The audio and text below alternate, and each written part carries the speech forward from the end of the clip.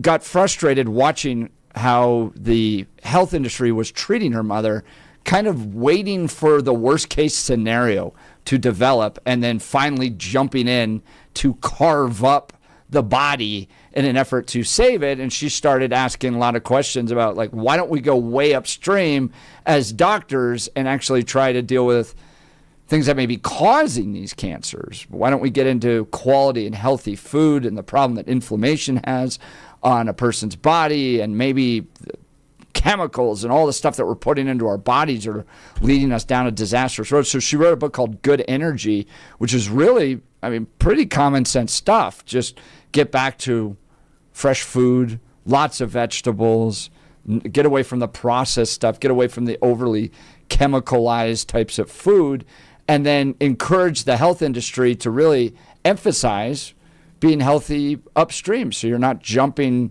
and waiting towards the last minute to carve up somebody's body in an effort to save it. So, LA Times headlines like, meet the LA holistic doctor and wellness influencer, makes you think that this is somebody that's, hawking pills and supplements and all that stuff. In reality, she was right there in the midst of training at the highest levels to become a surgeon, top of her class, Stanford, and just got frustrated with the process and wanted to look at medicine differently. Man, I'm intrigued to see what she'll do with the Surgeon General's perspective. Any thoughts on her? Half and half. There are some things that she says that seem intriguing and very good. But there are some other things that, based on the lead from RFK Jr. and Mehmet Oz, that get a little questionable as far as how far on the anti-science is she willing to go. And that's what I'm worried about. Is she someone that approaches medicine from a scientific platform and background and then looks at other alternatives? Or is she someone more akin to RFK Jr., who eschews medical science and rejects long-held, proven medicine for mumbo-jumbo? There's some things, this is a little bit far afield, but there are some conversations recently with RFK Jr. where he seems to disagree with germ theory. That's freaking crazy. That's nuts. That would be like someone coming out and saying, I don't think that sex between a man and a woman creates a baby. I think we find them under the leaves of cabbages, and they're delivered by storks. That's how much lunacy is contained in some of the stuff that he was saying. So, he was rejecting long-held scientific proofs, and it's just shocking. So, if she thinks that we should prevent things like measles by drinking a whole bunch of cod liver oil or taking vitamins, then I got an issue. If she does follow the science protocols and then looks at other supplemental treatments that can be good, or takes a look at how the medical community at times doesn't want to treat things as she outlined until things get too dangerous, that too often in certain areas we do focus on not preventative medicine, but the idea of the emergency medicine, that now that it has gotten so bad, we are now going to deal with it rather than seeing the problems further up the road. And there seems like there's some platforms in her positions that lead me to believe that, yeah, she's got some of that. So this could be very, very good. But this also, if she gets too close to the RFK Jr. line of thinking, this could be very, very, very, very bad. Yeah. So. I'm intrigued by all this because I had a friend recently get diagnosed with cancer. Yeah. And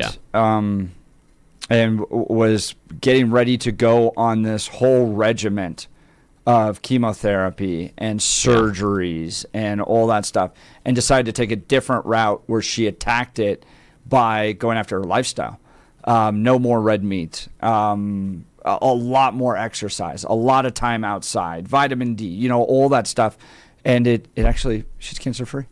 Oh, that's great. It's remarkable. And I'm not saying that that's the way you attack every cancer, but I think there are thinking about the system as a whole, what you're putting in your body, what you're doing with your life, sedentary, all that stuff, that needs to be part of the equation when you get into health. And I appreciate books like Good Energy that explore stuff like that. So, yeah, Dr. Casey Means is the new Surgeon General. And if you're interested in her perspective, her book's titled Good Energy.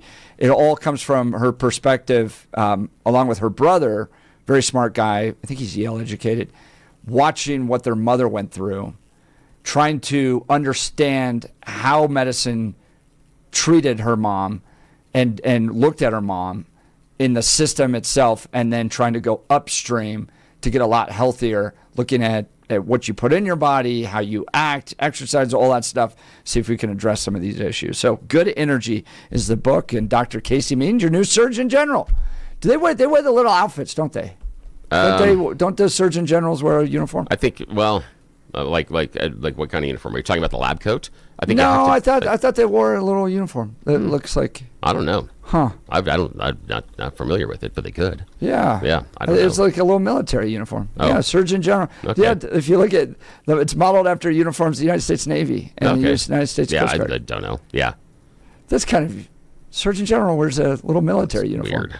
That's just. Doesn't it kind of seem a little weird? It's very strange. It's weird. I guess it gives them more cosplay. authority when they're talking. No, about it doesn't. It just cigarettes. My first costume. interaction with the Surgeon General was around cigarettes with Clinton. Oh, really? Okay. Remember when she came at Surgeon General's warning? Oh, yeah. There were lots of those beforehand. Yeah, and that's worked out so well. And we'll have to see. Again, I will withhold judgment on this one. That I think she's got some good ideas and there's some questionable ideas. So which direction are we going to go? Where is she going to embrace it?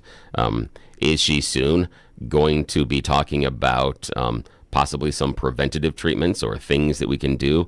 Is she going to, to change our lifestyles? Is she going to have this be affected inside of the insurance game? How is that going to change?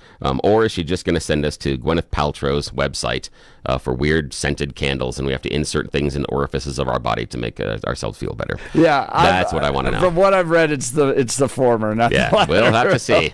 I'm reserving judgment. We'll have to see. Well, an area where you don't have to reserve judgment because we've seen it up close and personal are the good people at L&L Heating and Air Conditioning. You got to love Colorado. It's going to be 80 on Saturday or Sunday. Meanwhile, yesterday was like in the 40s. So your air conditioning furnace has got to be able to cover that wide range of shifting back and forth. We had L&L Heating and Air Conditioning installed in our house just a few weeks ago, and we are loving it. So listen to this. 1-day installation, no stress, personal service from start to finish, and they even followed up to make sure everything was perfect. These guys didn't show up in like some rink-a-dink white dented van to try to throw our new furnace together. It was professional from the very beginning, and they all got it done in 1 day. And with L&L Heating and Air Conditioning, they can give you peace of mind, a home that's finally comfortable no matter what weather you're facing. Listen to some of these deals here. Free programmable thermostat or carbon monoxide detector with new furnace or air conditioner installation. No emergency charges. They're not going to jack up the prices to come out there and give you a hand. $0 trip fee. Price match value guarantee on equipment. Free estimates. Licensed and insured, and a 5-year labor warranty. Everything works great, and our family couldn't be happier. So if you're looking for fast, honest, reliable service, I highly recommend L&L Heating and Air Conditioning, 720-851-1691. Online at bestdenverhvac.com. That is really the best URL for them. Describes them perfectly. bestdenverhvac.com. I'm sure glad we called them. That number again, 720-851-1691. All right, we got some phone calls coming in about the new Surgeon General, Dr. Casey Means. We'll get to those and more. You're listening to the Jeff and Bill Show. This is Denver's Talk Leader, News Talk 710 KNUS.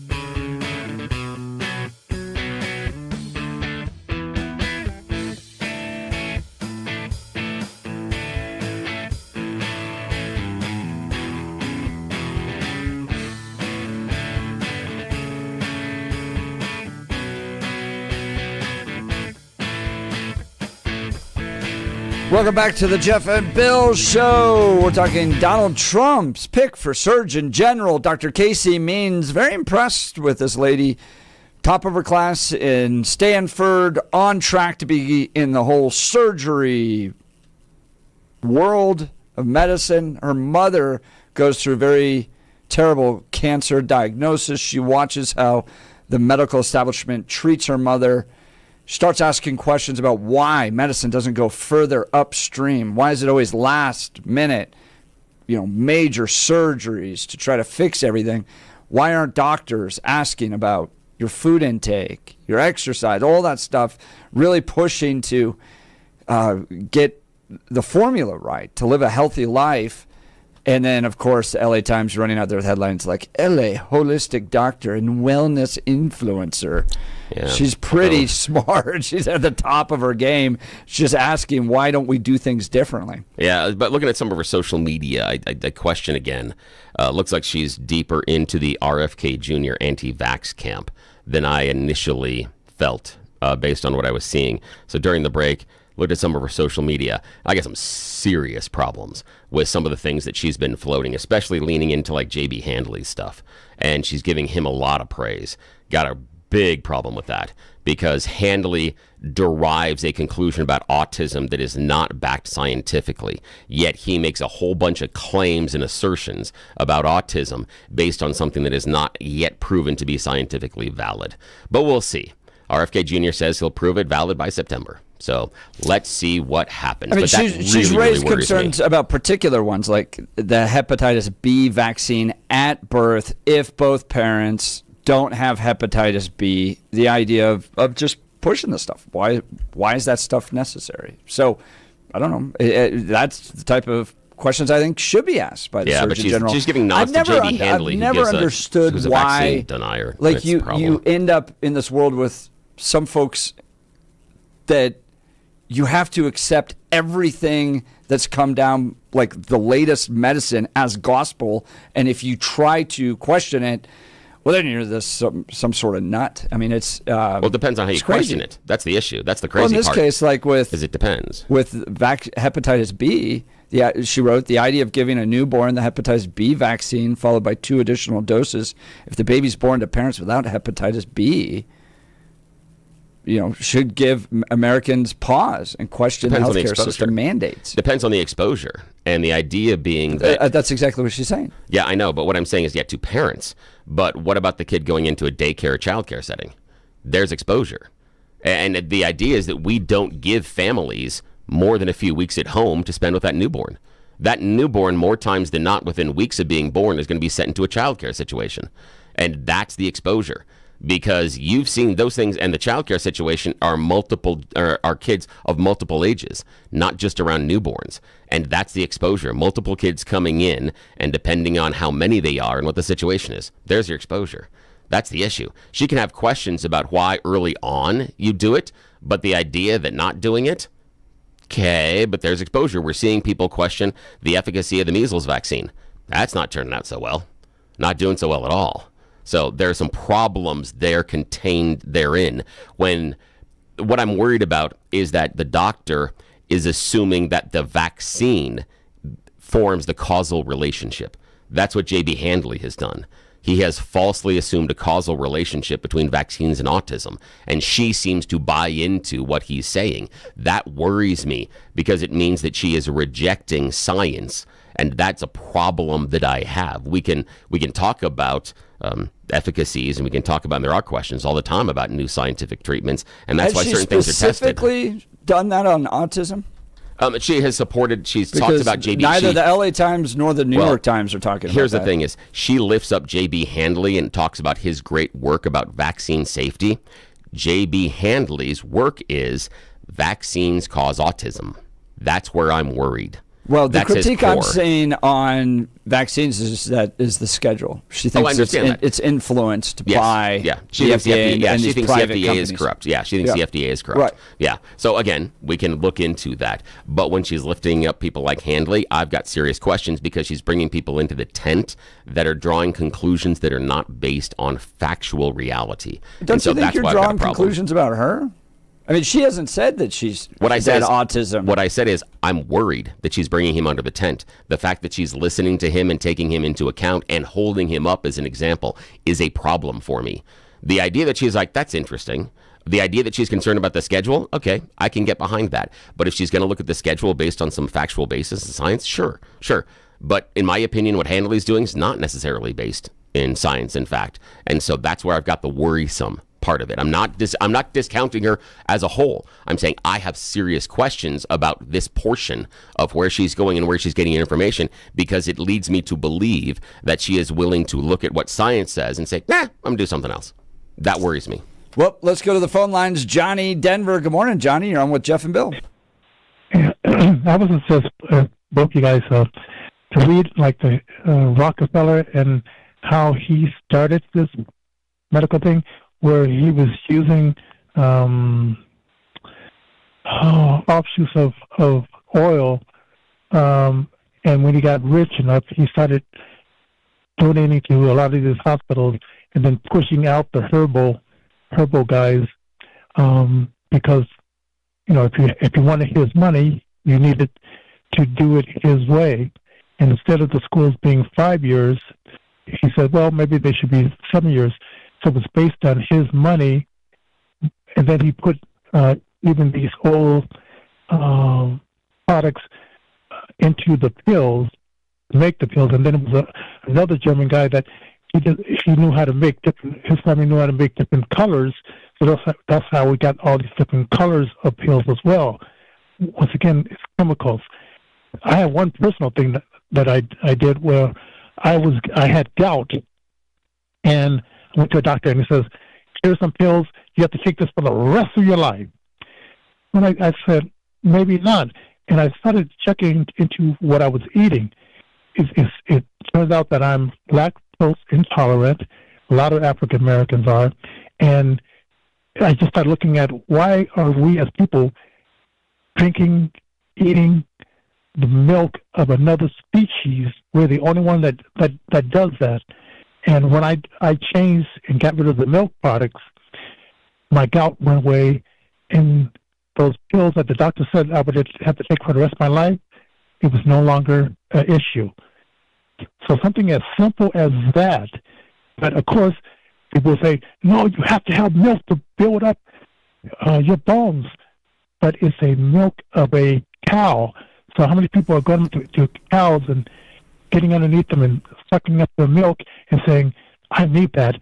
I don't need the milk of my mother, but I need the milk of a cow. Johnny, I'm intrigued. And by the way, we're talking about Dr. Casey Means being approved as a Surgeon General. Like, you look at the description of her book, which I've read a good portion of, titled Good Energy, as a, quote, alternative medicine book. Okay? Like, that's the way. And then LA Times describing her as an alternative doctor.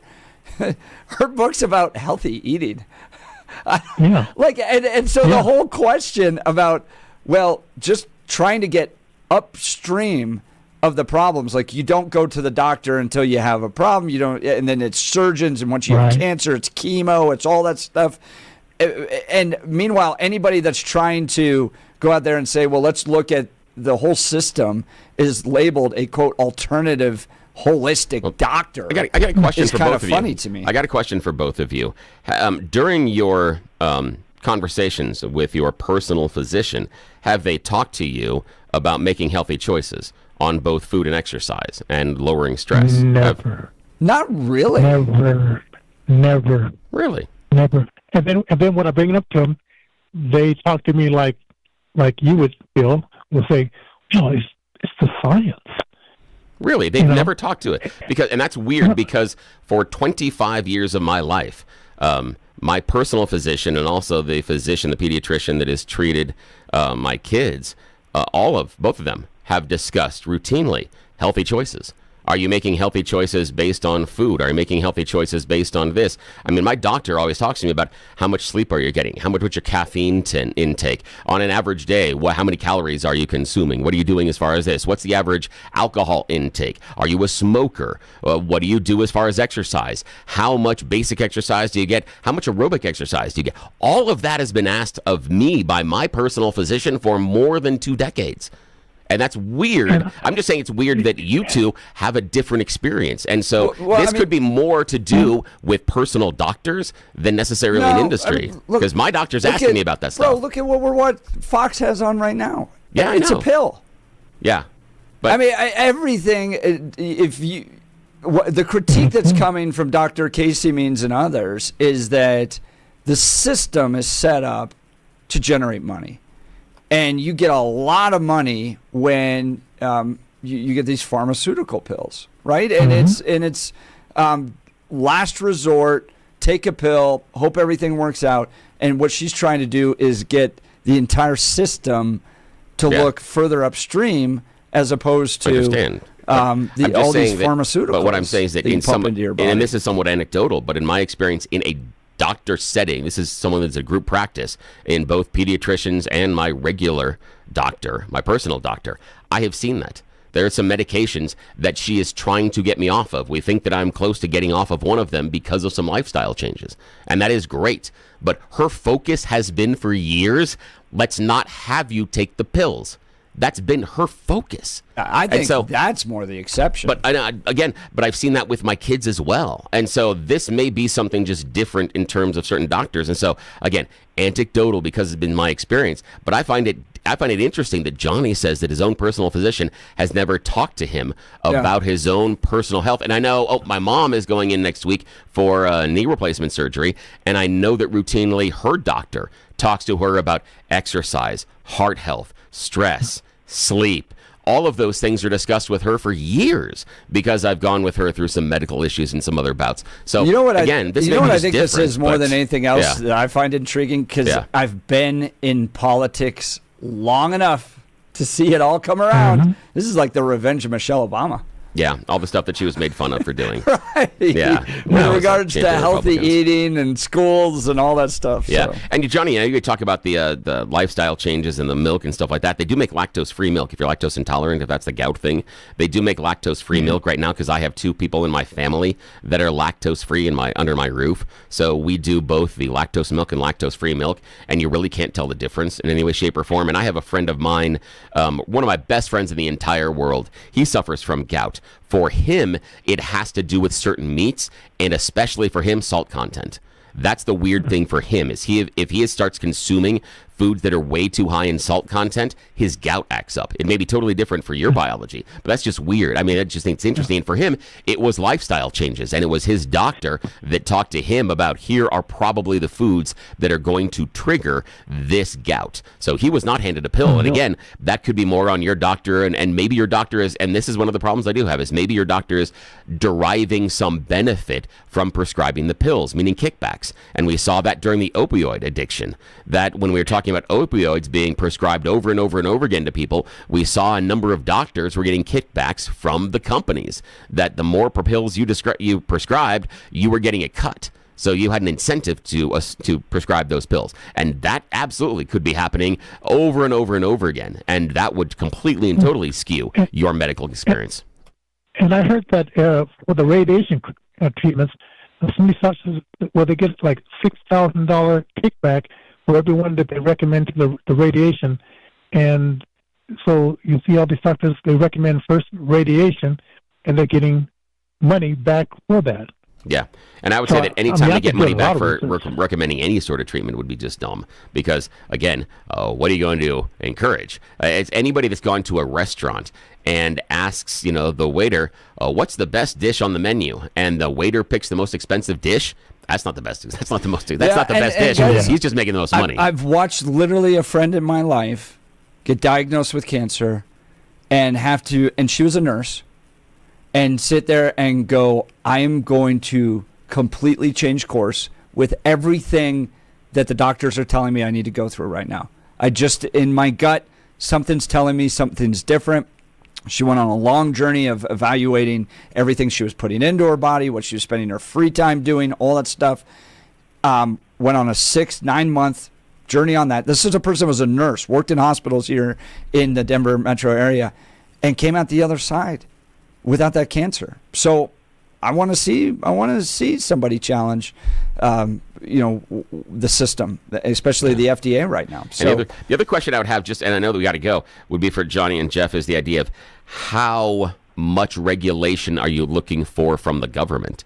If the new Surgeon General and RFK Jr. are able to establish a causal relationship, but the issue is that what it is? Do we now have restrictions on the amount of sugar you can put in food? Do we have restrictions on how food can be prepared?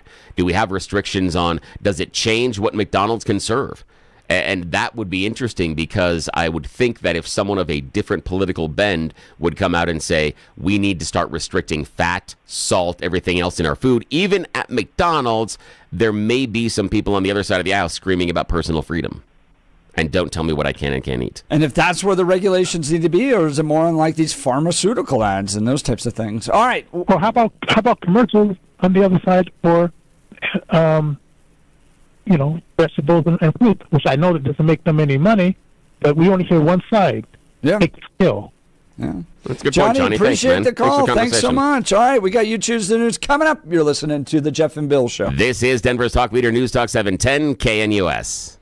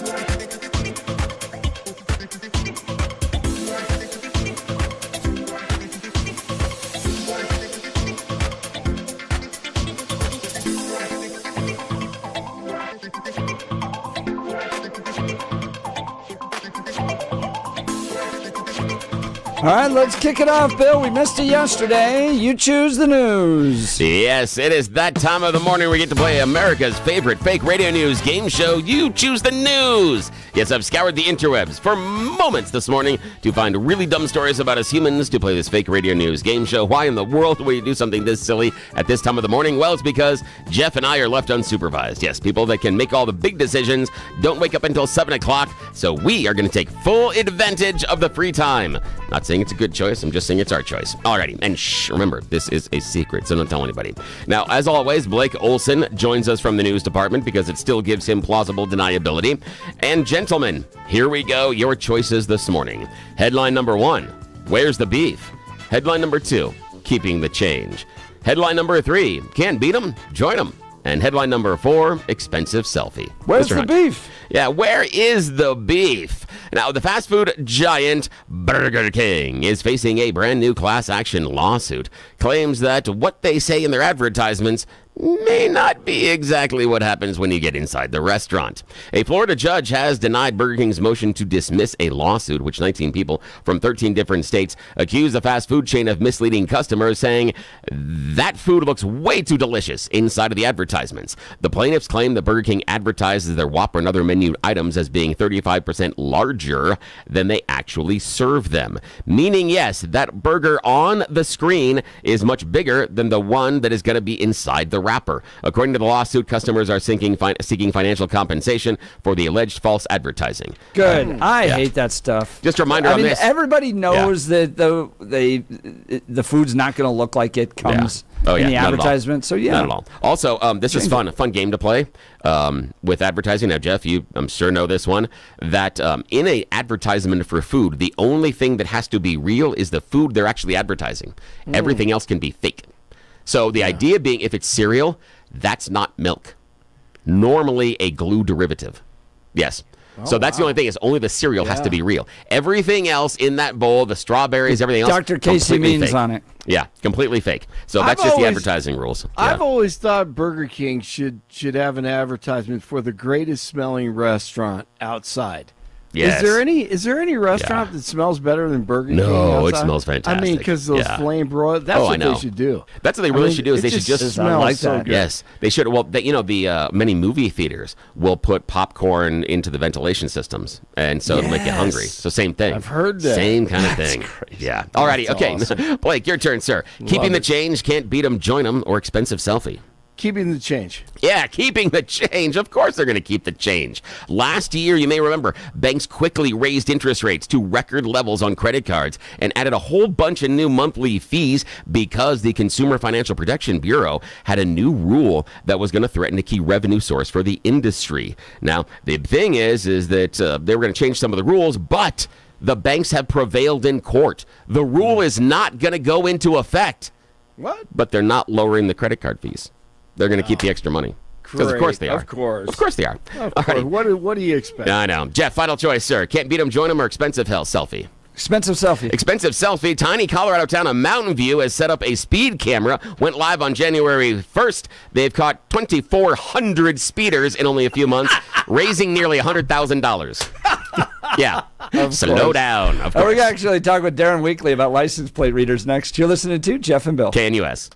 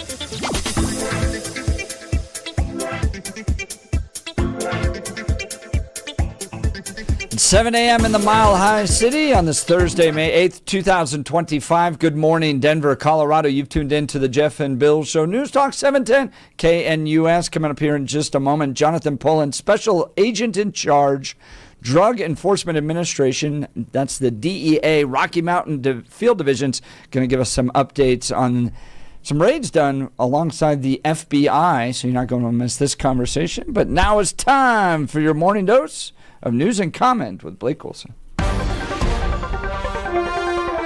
Blake Olson. Blake Olson, news and comment.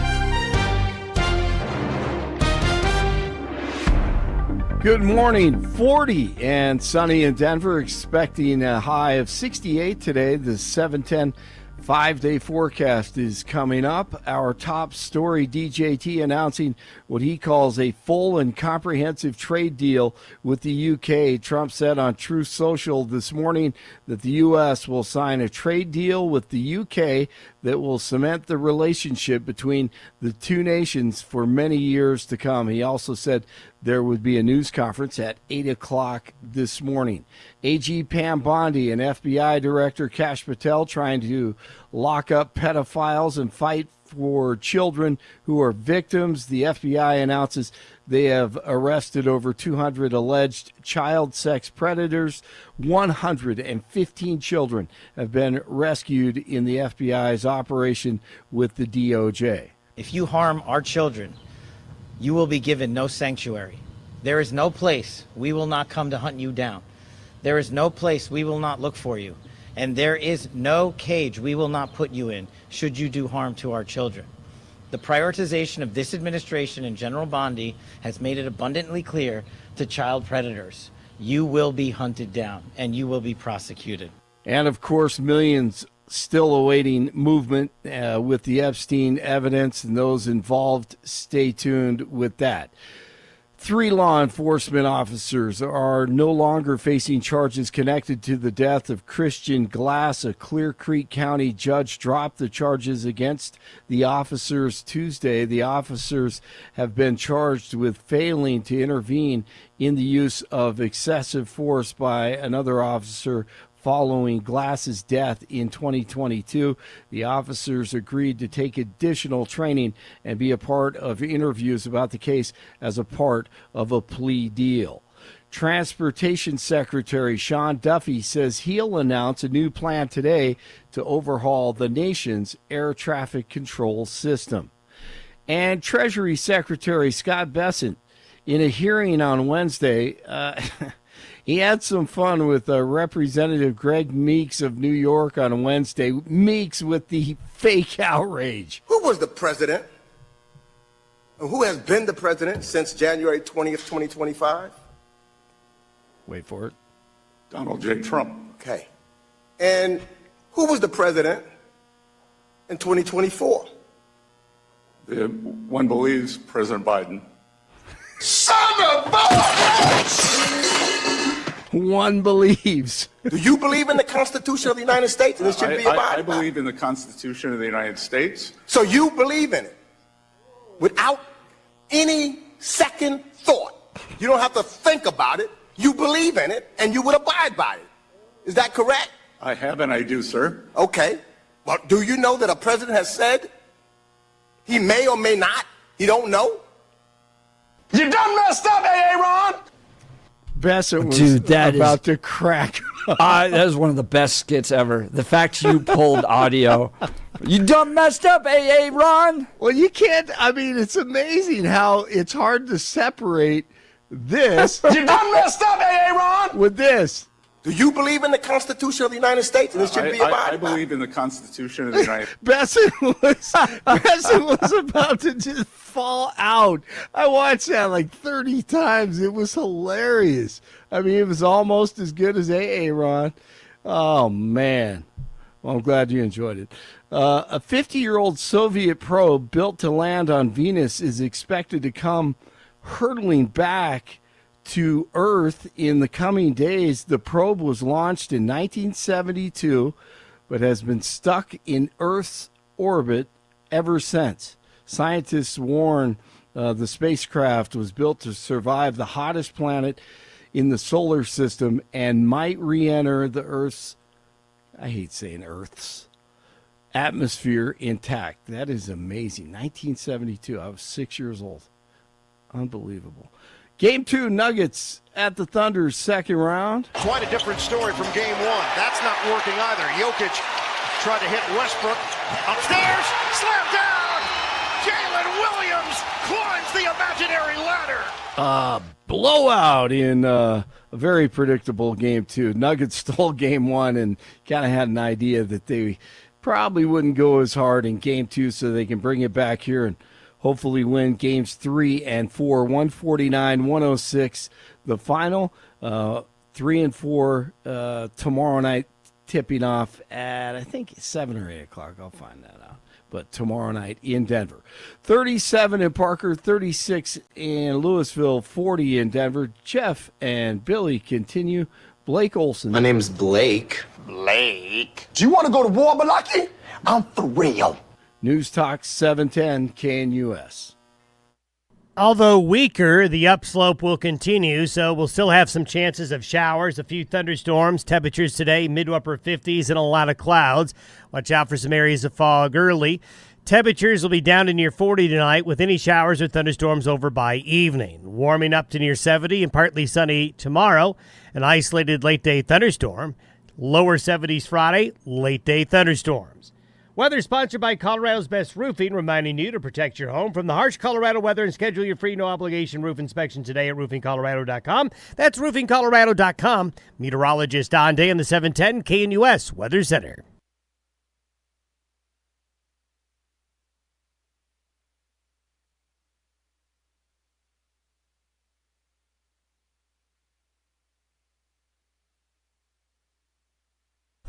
Well, Bill, I saw this online the other day. FBI agents executed a federal search warrant today across numerous locations in Colorado as part of a large-scale joint operation with the DEA targeting violent criminal gangs, trafficking illegal drugs.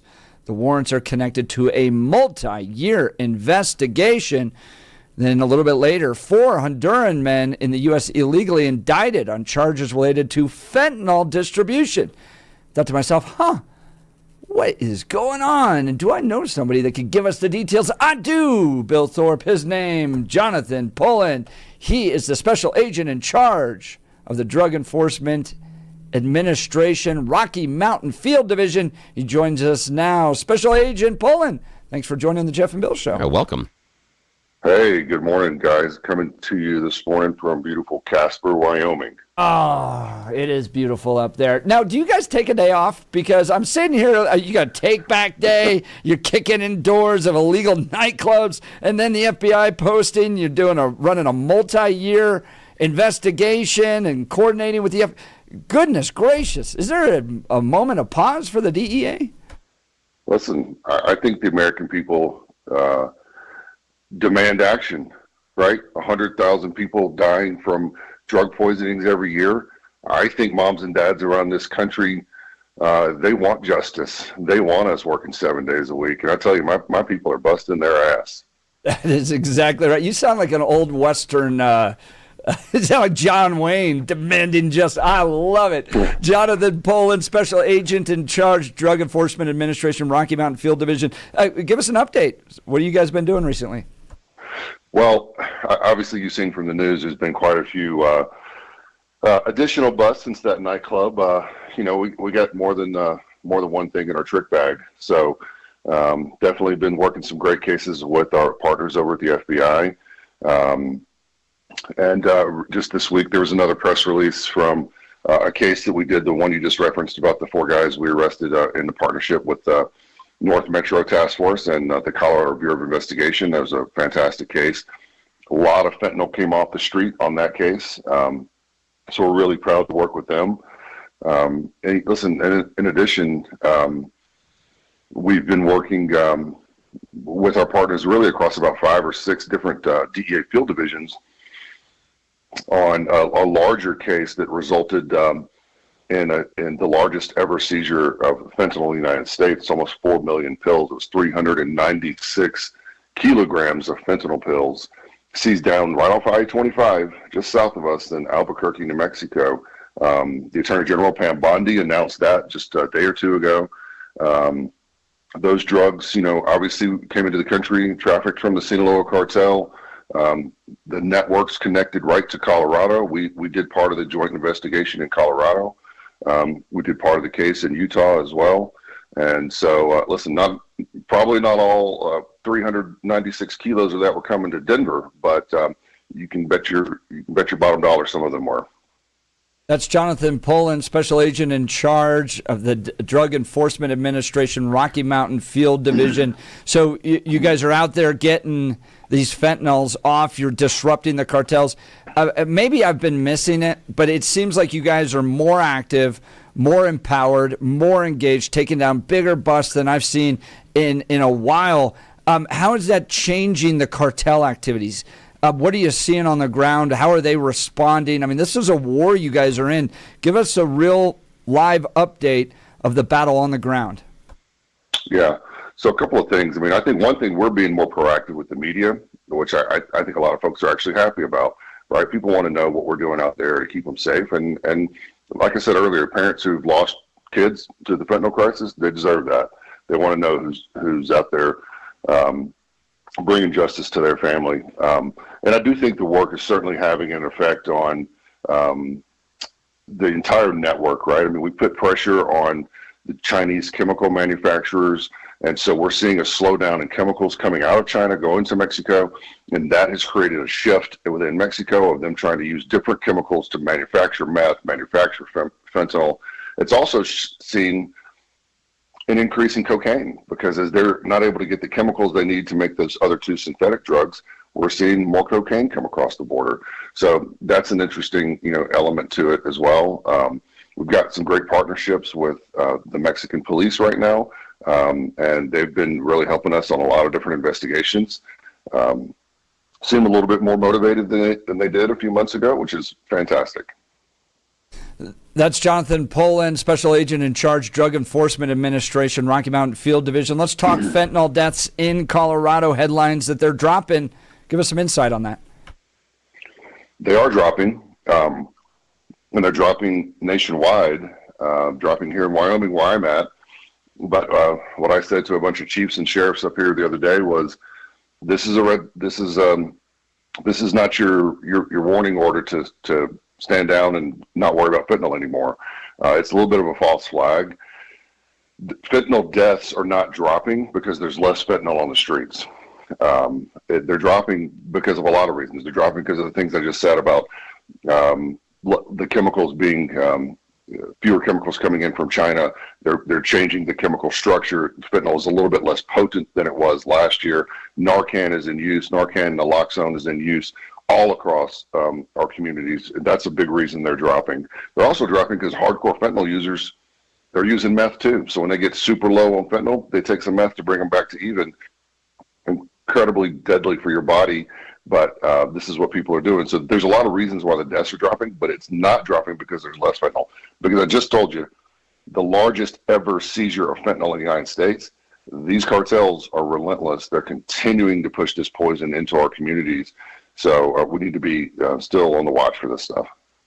I want to ask you about Narcan, and there's a conversation happening in Colorado right now. Brittany Pedersen, representative, Congressional District 7, maybe, the Lakewood area. She's encouraging RFK Jr. to continue federal funding of Narcan, citing her own mother's experience. Her mother had overdosed 20 times, including 3 times in one day.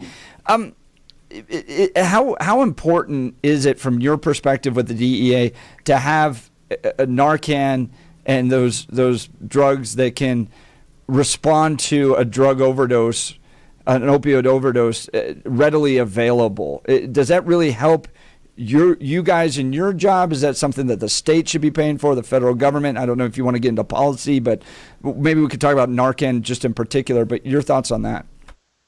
Yeah, so Narcan saves lives. There's no question about it. Listen, everybody should have it. Citizens, first responders.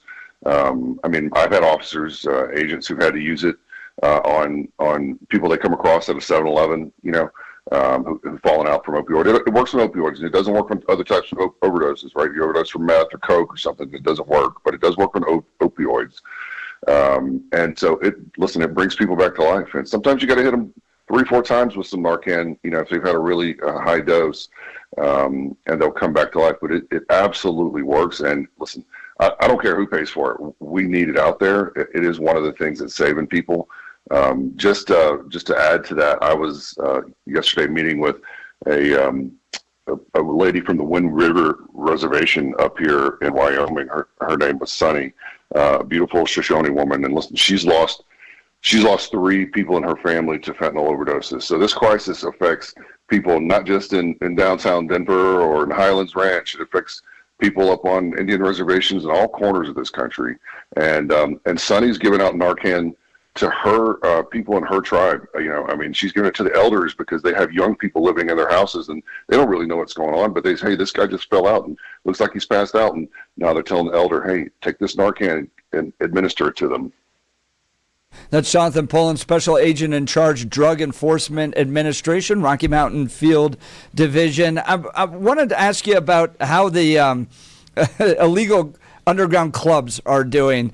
We have a very interesting interview yesterday on our show with Westward, who had been interviewing for years the reporter these migrant camps that were coming up, and he said something that was pretty interesting. He said, they're people that generally like to take risks, and so they risked it all to get up here.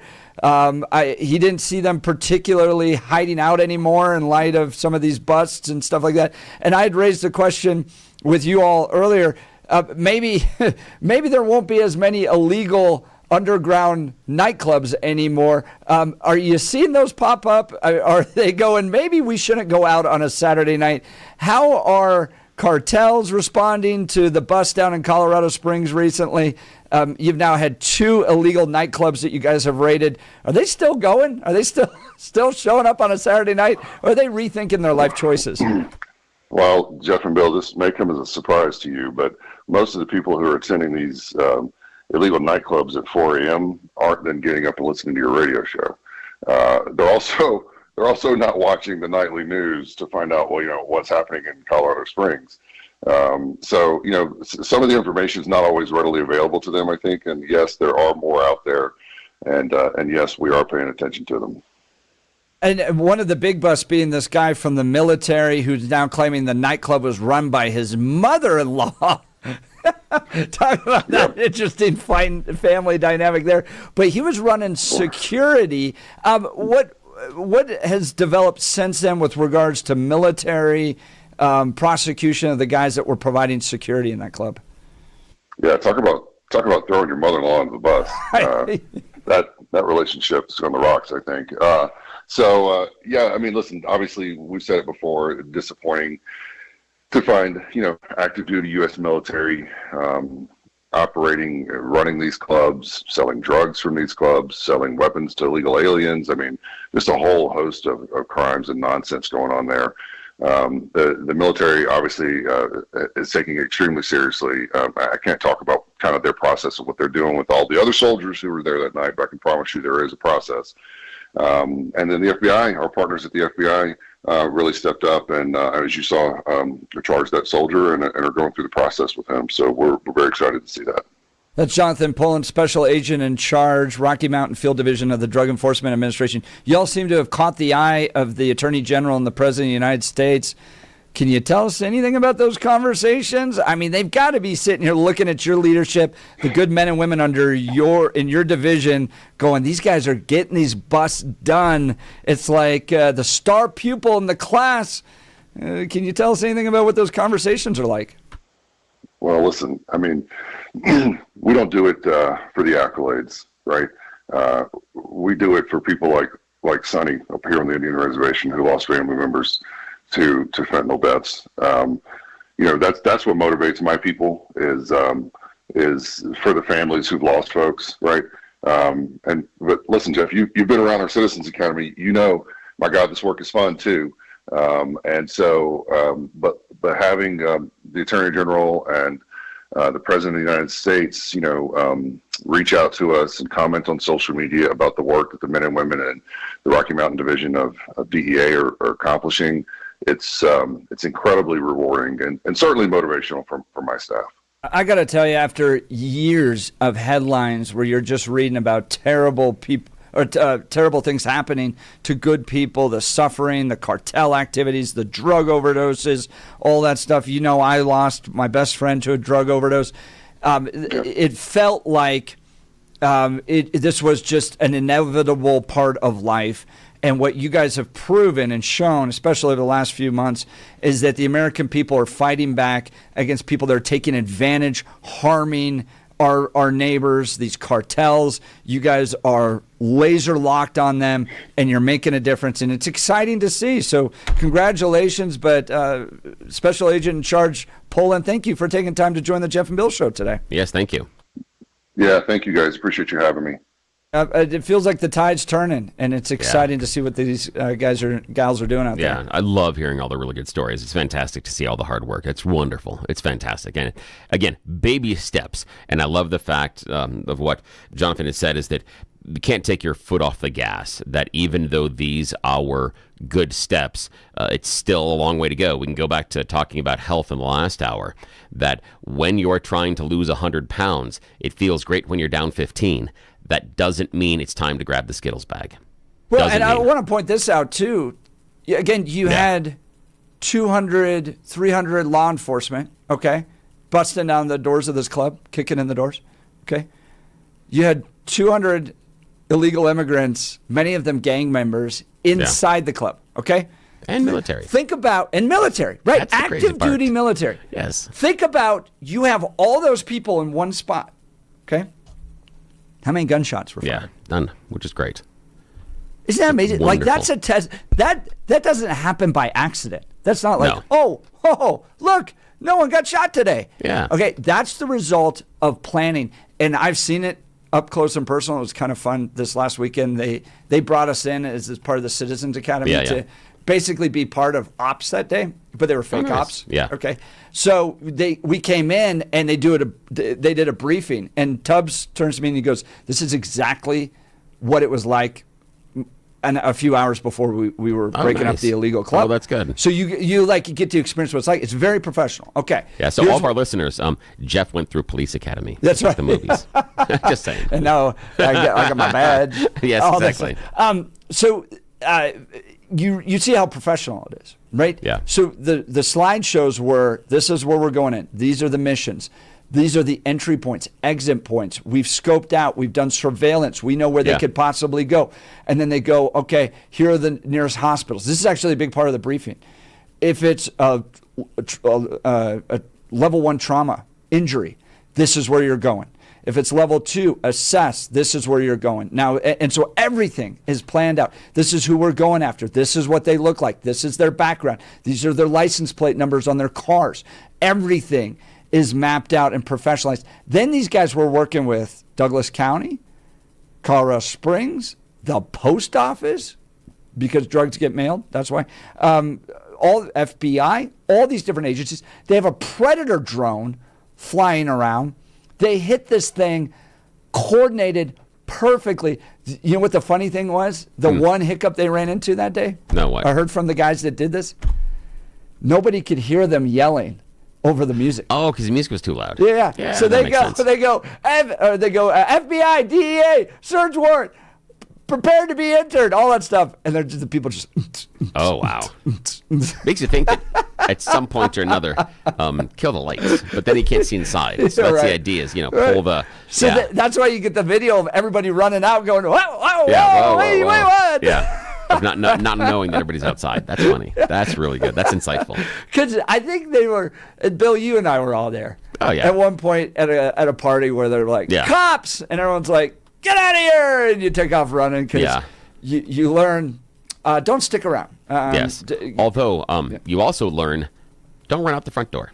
Yeah, that's a really bad place. That's where normally the police were gathered when I had to run away from parties. So you see this video, these guys run out and they're like, oh no, and the guy in the shorts, oh my gosh, guy in the shorts. I'm just saying that Hilarious. young Bill and his friends might have made a poor decision at one point earlier in my life, where we thought that maybe in this part of a park that's connected to a green belt, that was away further enough that the police wouldn't see us being loud and noisy and doing things that we shouldn't have. We didn't realize there was only one way to get out of that parking lot, and there was water and stuff around, and so yeah, it was pretty easy for them just to line us all up and say, here's your ticket, and your ticket, and your ticket, and your ticket. You're like, great, this is wonderful. Yeah, very poor planning on our part. Yes, exactly. Special thank you to Jonathan Pullen, Special Agent in Charge, Drug Enforcement Administration. I mean, it is like having John Wayne back in charge. Yeah. And I didn't want to get into the politics of this, but text message from Corey Nelson's exactly right. The DEA is no longer handcuffed by the Biden appointee for the U.S. Attorney in Colorado.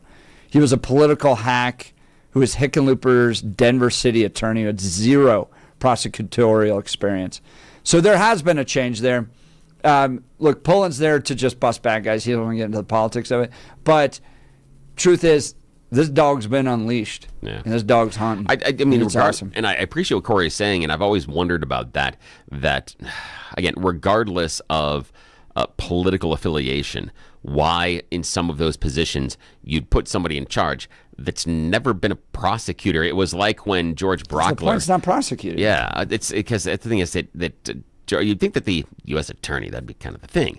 Like when George Brockler was going through a primary and the Republican primary opponent had never really been a prosecutor. You're like, but isn't that the job? You want to tell all the other prosecutors you haven't done the... Because it is politics with that side. Yeah, never understand Not that. putting the bad guys Doesn't make away. any sense. All right, we're going to switch gears here. Rep Ty Winner, Assistant Minority Leader.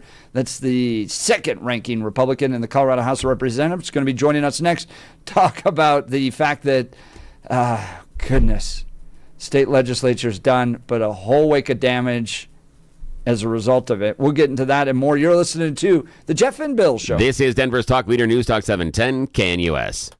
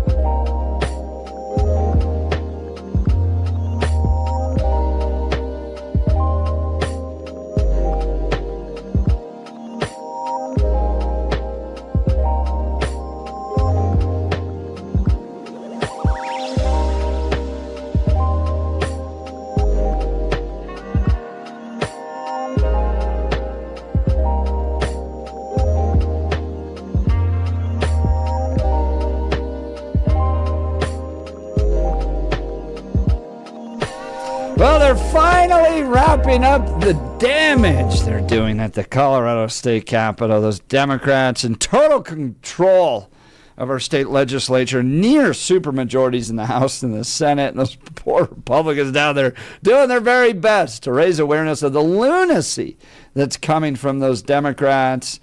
And he finally gets a morning off, and he's joining the Jeff and Bill Show. Assistant Minority Leader Ty Winner, thank you for taking time to join us. Yes, thank you. Good morning. Good morning. No, good morning. Thanks for having me. I really appreciate you both. And it was good to see you outside the Capitol the other day, Jeff. It's always good to see a friendly face. Absolutely. You guys have to do the Lord's work down there. Goodness.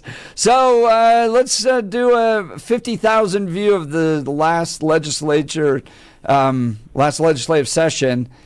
Tell us what the Democrats did to the people of Colorado. It was an all-out assault on freedom, liberty, let's be honest. I mean, they did some things that weren't so good, especially when it was around parental rights and fees and trying to end-run Tabor. I mean, basically everything that we hold dear was under attack. Guys, I think that we did a really good job this year. I think that we were able to figure out the dance. It was myself and the minority leaders, second year in leadership, and we were both freshmen when we were put in leadership. So I think, having last year is the year that we a summer to get a great staff put together, and then to show up this year and have 22, which was 3 more than we had. We stayed united, and we're like everybody. We're a big family. There's days where we don't get along, and there's days where we beat each other up in the back room, but we come out united. So I think on that front, we made some big gains for Republicans around the state. When it comes to fighting them, we stuck with our key things that we heard all year when we knocked doors, and that's we're worried about affordability. We are worried about public safety. Parental rights are huge, and we need you to protect Tabor. And I think that we did a good job on all fronts. I mean, the Tabor resolution didn't even make it based on the pushback that, we laid out in committees and in negotiations. So I think we had some wins. Yeah, I want to talk to you about that Tabor pushback, because it wasn't like the other issues didn't receive pushback. The radical transgender bill, 1312, had near record signups in opposition, hours and hours of people testifying against that bill. That one, though, made it through. The gun bills, for instance, lots of opposition. Those made it through. So why do you think Tabor stalled out? That we've seen about 70% of Coloradans support Tabor. This isn't a red, blue, or even independent issue. This is an issue for everybody. And if they see the rising cost of inflation, we're one of the highest. And they're getting nickeled and dimed to death. I mean, it's fee after fee. If you have a cell phone, there's a fee. If you have auto insurance, there's a fee. So there's some people that are literally digging through the couch cushions to be able to have a few dollars to put gas in their car. And then when something like this comes around where they find out that, okay, government is literally taking from us nonstop, they're not being frugal with our money, they're not putting priorities where they should be, and now they want free reign on the checkbook. And I just think that they realized outside the building that this was an issue that they couldn't weasel their way out of, and they had to, take a step back and look at what they were doing. That's at least a little bit of good news coming from the Colorado State Capitol. That voice you're hearing, Rep. Ty Winner, the Assistant Minority Leader, essentially makes him number 2 in Republican leadership down in the Colorado House of Representatives. Representative, want to ask you if you anticipate any special sessions coming. Yeah, I would tell everybody to plan on it, buy your tickets now. It's probably looking at August, sometime this fall. Dealing with Medicaid, I'm sure. And there's a few other issues in the building that we don't think that were resolved. We've got to sit down, hammer all that stuff out. It's been fast and furious last month. But I think we'll definitely see a session. I know Medicaid will be one of the big things that we discuss. But, when the governor calls it, there's a few other things that he could bring up. So, I think that we should see it. And I think the people of Colorado should be ready to see us back at the Capitol, I think, from August to October at some point. Do you anticipate any vetoes coming from the governor on this last-minute push of legislation? Yeah, I think we'll see some vetoes. I think what you saw this year was, of course, when you talk to the institutional knowledge around the building, Governor Polis is like one of the first governors to come in and lobby like the style they do in Washington, D.C. So all of his departments, have a lobby. And when they're running around in this building and they're trying to put amendments on bills, at that point, that's code word for the governor wants to sign your bill, but you got to get it in a place where he wants to sign your bill. And there was a lot of legislation like that. We know, the Uber bill is a bill that he's threatened. The Labor Peace Act is a bill that he's threatened. He threatened to veto my lab-grown meat bill, but when you get 100% through the House and Senate, it's kind of hard to go against that. So, I think we did some really good things. I think the governor is going to look at some vetoes, and I think that last year he vetoed more bills than he had in his first term and a half, and I think this year he might beat that record. It's Representative Ty Winter. I want to ask you how you think the Colorado government's going to respond to Donald Trump. Donald Trump has now already pulled $24 million in funding from the city of Denver. He's suing the state, the city, Jared Polis, Phil Weiser, Mike Johnston. We're probably going to see further federal cuts coming as a result of our sanctuary policies. I always kind of found it entertaining because Donald Trump's going, I'm going to sue you because you're a sanctuary state. Jared Polis going, we're not a sanctuary state. And then the lawmakers at the state capitol going, well, let's sanctuary state even harder. So how is this all going to play out with Donald Trump in the next few months, you think? To be honest with you, we ran the severability clause on every piece of legislation that we thought that the government was going to be able to come and pull money out of, because I think the biggest misconception is Republicans want to see money pulled from Colorado, and we don't. We just want the Colorado legislator to uphold the laws of the nation and, to actually listen to our president, our executive branch, our judicial branch, and just do the right thing. And that's just follow the rule of law. So we ran the severability clause on every piece of legislation, which means that legislation or parts of legislation would be null and void if it ran into federal law and funding. And the Republican caucus from the well numerous times says, hey, we're warning you, don't do this. The current administration is probably going to pull money. We don't want to see money pulled from the people of Colorado. They pay into federal taxes. But we've reached out on many things. You guys know that. We wrote a letter to Bondi over the Second Amendment stuff. And we've constantly made a ton of noise saying that this is going to happen, and we don't want it to happen. So, just like they did with the immigration stuff, this is going to create a problem, and they basically shrugged that off.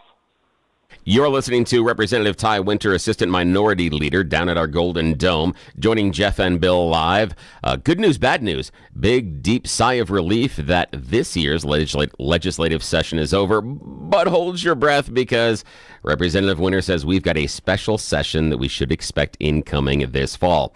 Representative Winter, what was something that you thought was unexpected from the Democrats? We understand they're going to want to try to destroy Tabor. We understand they're going to want to try to go easy on the criminals. But what was something that surprised you, either good or bad, that the Democrats did under this session? When it comes to, let's start with the bad. When it comes to bad, I think it's looking at the dance with the federal government. I think that all the money that this state has the ability to lose based on this legislation. And, here's the deal is back in 2020, when President Trump wasn't put in office, you know what I did? I got up the next day and I went to work. Well, what's happened here in the state of Colorado is, legislators have doubled down. There was a lurch to the right around the country. Colorado didn't see it as much, but I think that they think that this has given them just carte blanche to just be as radical as they can. And what's hard for me is the people of Colorado are suffering. So they're in this little war with the president. We had numerous legislators come up and say, right after the November election, we started crafting this legislation. This is in direct response to the Trump administration, and they have said some of the most horrible things and compared the Trump administration to some of the most horrible atrocities in the world.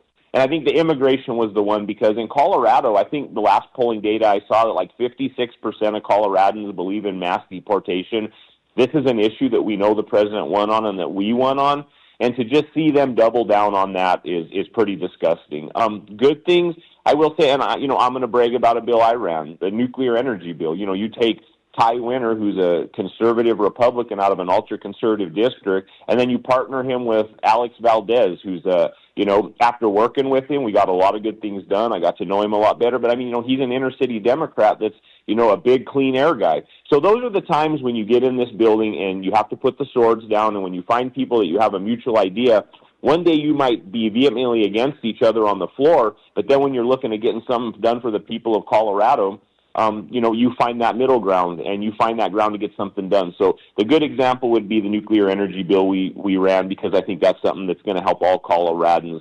The Democrats are pushing us off the cliff when it comes to green energy. I don't think that they have sustainable base load power, and I think the only conversation we can have on the track that we are is nuclear. So that's the point that, and I can speak for myself, that we got together on something that I do think will benefit the people of Colorado. And I got to say personally, nice job, Representative Winter, getting the Democrat buy-in on that one, because years ago, the Dems would have seen the word nuclear power, and it would have been a no-starter. Nicely done. You did admirable work on that one. That's Assistant Minority Leader, Representative Ty Winter. Now, the last question I've got for you, sir.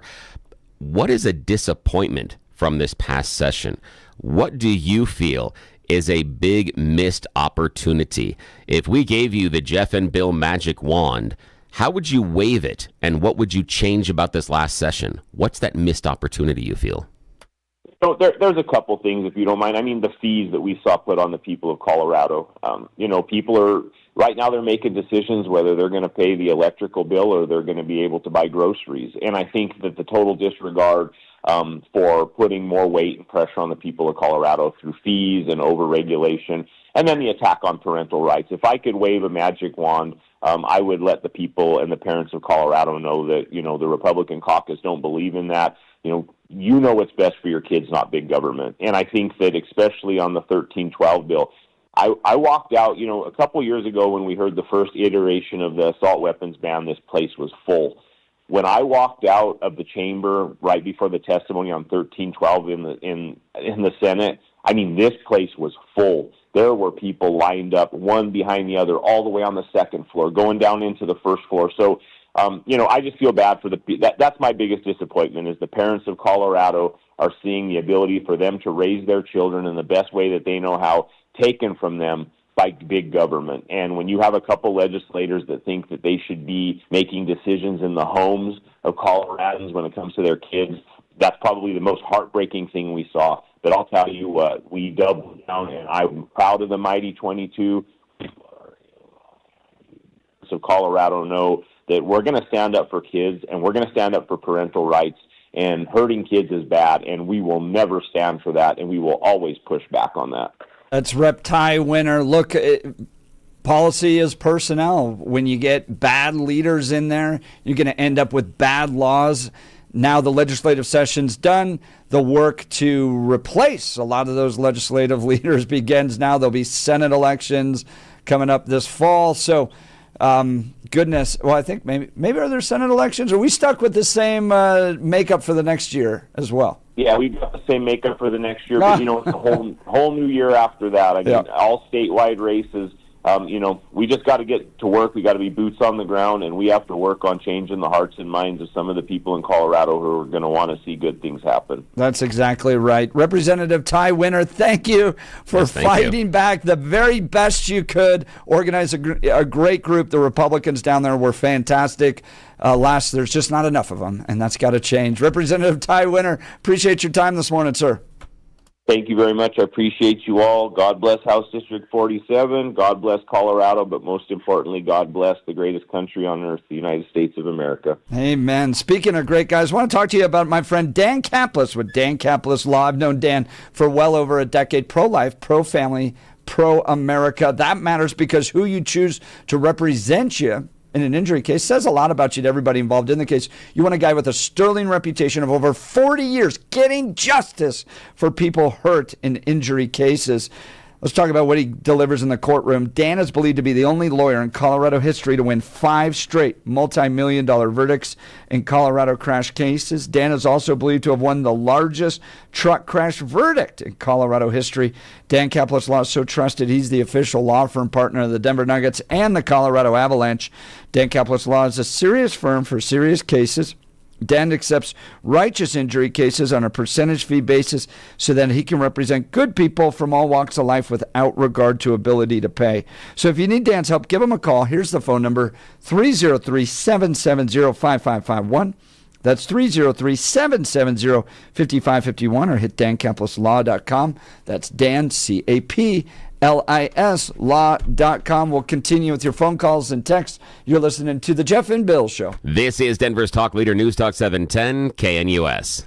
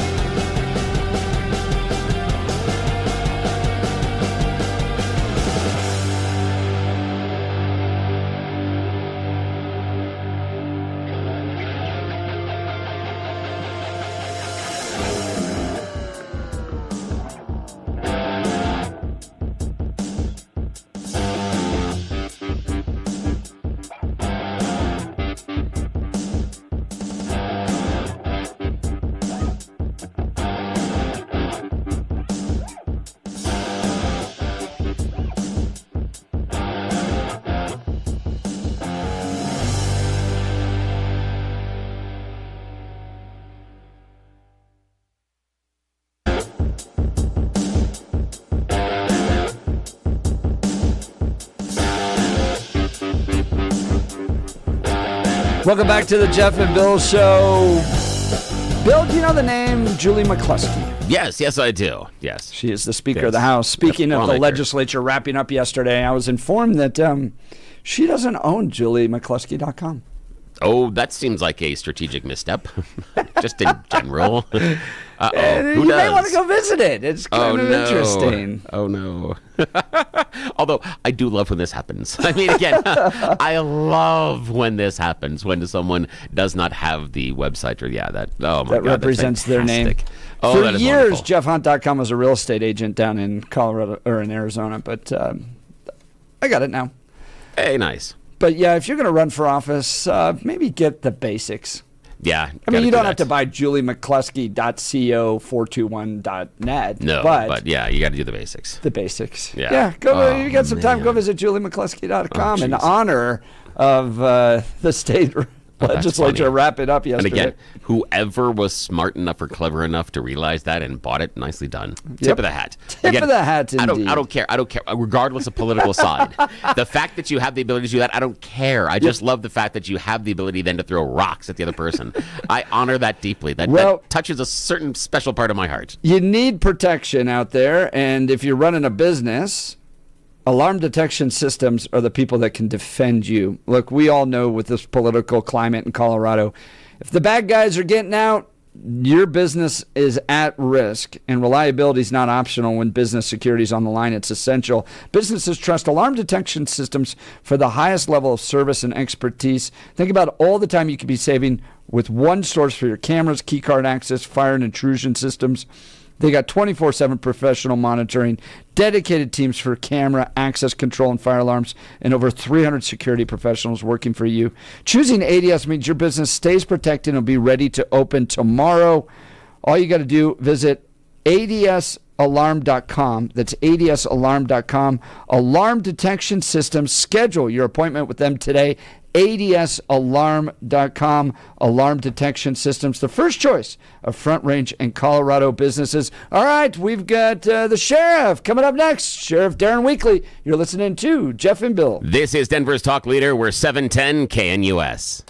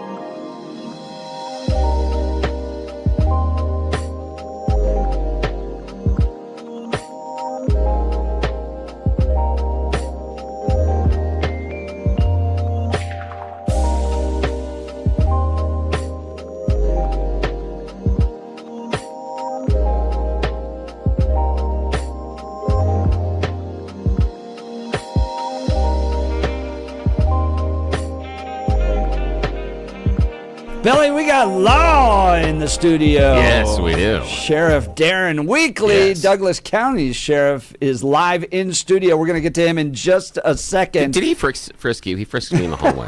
Of course, they always do. I Bill. know. I felt it was somewhat personal. I mean, it's a nice way to get to know him, but it's nice. Bill is always put in a unique position with me because I end up with like bishops, pastors, law enforcement, all hanging out with me, and Bill's like, did I do something? I know. And they're always like, and they always ask Jeff off air, what sort of curse did you do to get paired up with this guy? Is there something? Did you unearth Indian bones or something? And so how did this happen? Yeah, it's like, did you read a book you weren't supposed to? You had to the end it cursed you? What happened here? Yeah, all the time. So I asked him to come in because I saw this headline: the Denver City Council rejects contract expansion for license plate recognition cameras in the city. And he was kind of talking about how this actually works, why it's beneficial to law enforcement, and in part, the Denver City Council no longer wants these license plate readers because of ICE. Because of ICE. It's weird. May bust an illegal immigrant with it. Oh my goodness, this is just crazy. So he's going to help us think through all of this. You're not going to want to miss it. You're listening to the Jeff and Bill Show, by the way. It's 8:01 a.m. on this Thursday, May 8th, 2025. And we're going to get to your morning dose of news and comment with Blake Olson. Blake Olson. Blake Olson, news and comment. Hey, good morning. Thursday morning, 44, sunny in Denver, expecting a high of 68 today. The 7-10 5-day forecast is coming up. Our top story, 47, called Fed Chair Jerome Powell a fool this morning. And DJT announcing a full and comprehensive trade deal with the UK. All I do is win, win, win, no matter what. Press conference almost underway. How about all that bad news on tariffs from the media? Colorado House Assistant Minority Leader Ty Winter on the show a few minutes ago with highlights of what happened at the state capitol in the last legislative session, which has ended. We stayed united, and we're like everybody. We're a big family. There's days where we don't get along, and there's days where we beat each other up in the back room, but we come out united. So I think on that front, we made, some big gains for Republicans around the state. When it comes to fighting them, we stuck with our key things that we heard all year when we knocked doors, and that's we're worried about affordability. We are worried about public safety. Parental rights are huge, and we need you to protect Tabor. And I think that we did a good job on all fronts. I mean, the Tabor resolution didn't even make it based on the pushback that, we laid out in committees and in negotiations. So I think we had some wins. But he added that it was an all-out assault on freedom and liberty by the Democrats, of course, on Coloradans. And the Republicans will keep working to fight against it. Listen, I think the American people demand action, right? 100,000 people dying from drug poisonings every year. Special Agent in Charge Jonathan Poland, Rocky Mountain Field Division from Casper, Wyoming this morning. DEA continues to do great work. On with Jeff and Billy last hour also. And after the big bust in the Springs a few weeks ago, the DEA continues to fight to clean up our communities. I think moms and dads around this country, they want justice. They want us working 7 days a week. And I tell you, my people are busting their ass. Obviously, you've seen from the news, there's been quite a few additional busts since that nightclub. We got more than one thing in our trick bag. So definitely been working some great cases with our partners over at the FBI. And the Colorado Bureau of Investigation says 4 people have been arrested and multiple pounds of fentanyl have been seized after a significant drug investigation. The CBI says the investigation revealed that the drug trafficking organization has ties to multiple states and related to the Sinaloa cartel. AG Pam Bondi and FBI Director Kash Patel trying to lock up pedophiles and fight for children who are victims. The FBI announces they have arrested over 200 alleged child sex predators. 115 children have been rescued in the FBI's operation with the DOJ. If you harm our children, you will be given no sanctuary. There is no place we will not come to hunt you down. There is no place we will not look for you. And there is no cage we will not put you in should you do harm to our children. The prioritization of this administration and General Bondi has made it abundantly clear to child predators, you will be hunted down and you will be prosecuted. Millions waiting for action on the Epstein files. Close confidant of the royal family, John Bryant, caught on tape saying, I was really pissed because he lied about Epstein. When I found out he was lying, I was so pissed. No, he was underage girls. That's not cool. He said Prince Andrew lied to him about Epstein and, quote, effing underage girls. James O'Keefe with yet another bombshell on Wednesday, shine the light on the evil. 3 law enforcement officers are no longer facing charges connected to the death of Christian Glass. A Clear Creek County judge dropped the charges against them Tuesday. They were charged with failing to intervene in the use of excessive force by another officer following Glass's death in 2022. The officers agreed to take additional training and be a part of interviews about the case as a part of a plea deal. Transportation Secretary Sean Duffy says he'll announce a new plan today to overhaul the nation's air traffic control system. Game 2, Nuggets and Thunder, second round. This was an old-fashioned playoff blowout. Oklahoma City responds in a big way. Well, you got that right. Very predictable. A boat race after the Nuggets stole Game 1, 149-106. The final, Games 3 and 4, back in Denver, Game 3 tomorrow. In Lodo, 42 in Lone Tree, 41 in Superior, 44 in Denver. Jeff and Billy continue. Do you believe in the Constitution of the United States? And it should be abided I by? believe in the Constitution of the United States. So you believe in it? I think he said that. Blake Olson, News Talk 710 KNUS. Upslope conditions are coming to an end, so warmer temperatures will return to Colorado, along with a few isolated showers and thunderstorms, but not as many as the last few days. Sunny to partly sunny, 60s and low 70s today, an isolated afternoon or evening thunderstorm, low to mid 40s and clear tonight, 70s Friday, maybe a late day thunderstorm, 70s and 80s coming for the upcoming weekend with isolated late day thunder. Weather sponsored by Colorado's Best Roofing, reminding you to protect your home from the harsh Colorado weather and schedule your free no-obligation roof inspection today at roofingcolorado.com. That's roofingcolorado.com. Meteorologist Don Day in the 710 KNUS Weather Center.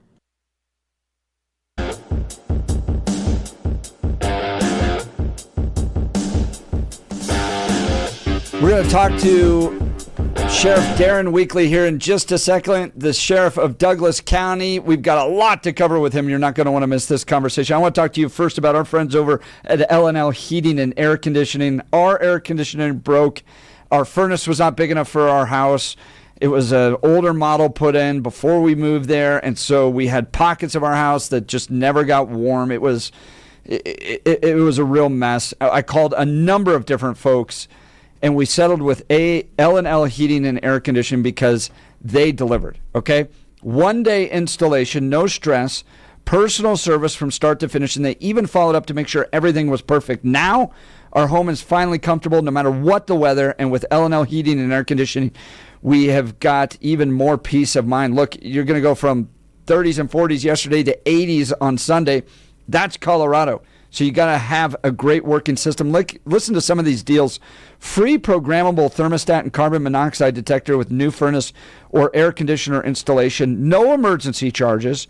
$0 trip fee. Price match value guarantee on equipment. Free estimates. Licensed and insured. And a 5-year labor warranty. Everything works great, and our family couldn't be happier. So if you're looking for fast, honest, reliable service, I highly recommend L&L Heating and Air Conditioning, 720-851-1691, 720-851-1691, or online at bestdenverhvac.com. That's bestdenverhvac.com. I'm sure glad we called them. That number again, 720-851-1691. Excuse me. So I saw this headline coming from the Channel 7. Denver City Council rejects contract expansion for license plate recognition cameras in the city. And then because I follow him, because he's a community leader, Sheriff Darren Weekly posted this. This morning, we caught a robbery suspect from another jurisdiction using Flock Safety. This tech helps catch murderers, rapists, kidnappers, robbers, and ID sex offenders near schools. Meanwhile, the city of Denver policies empower criminals and make our entire metro area less safe. Strong words from the sheriff of Douglas County. He joins us now in studio. Sheriff Weekly, thank you for joining the program. Thanks for having me. It's always good to be here. So you have some strong words with regards to the Denver City Council now voting against these license plate reader renewals. Let's talk about that. Go ahead. Why your thoughts and positions on that? Just, it's absurd. It's infuriating that, the city of Denver, if the city of Denver gets sick, everybody else catches a cold around the entire metro area. And so the fact that they are not willing to utilize these license plate readers that literally helps us catch criminals on a daily basis. And I'm not just talking one or two. If I've got this platform up in my office, every couple of minutes I'm going to hear a ping. And what that is just a license plate that is passed by the camera that the plate might be stolen, the vehicle might be stolen, the person might be wanted, the person could be a sex offender, but it also captures other things. Let's say your child gets kidnapped and we know what the plate or the vehicle description looks like. Right. We might be able to capture that person before your child gets sexually assaulted or murdered. And so the fact that they're not utilizing this amazing technology is just absurd. And I think a lot of people, part of the problem is they don't understand how the software works. Yeah. Well, they're claiming privacy rights. All of a sudden, the city of Denver seems to care about privacy rights. But they actually comment in their statements about why they did not approve extension of these license plate readers is the FBI, ICE. All of a sudden, Donald Trump gets elected, and city of Denver, with their progressive leadership's going, well, maybe we don't want the FBI and ICE to have access to license plate readers. What's your response? Again, it's just ridiculous. It's overreaching. When we get a flock hit alert, it is in real time, so it doesn't have any type of facial recognition. But what it is, it gives us alert on the vehicle or plate. That's all it does. Is it'll say stolen vehicle, sex offender, stolen license plate.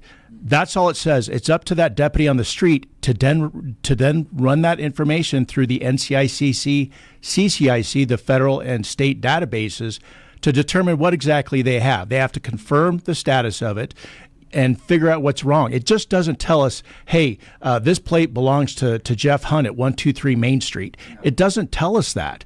The deputy in the field has to do the work. Or the detective that's working a case, let's say we're working a large burglary ring. You heard about the Asian burglary ring that's going on across the country where they're hitting these Asian business owners. And so we might have a detective that's working a case and they think they might have a suspect, potential plate, potential vehicle. They start running that information through Flock and they can say, yep, this vehicle was here where we had a burglary. This vehicle was here where we had a burglary. And so it can do all of that stuff.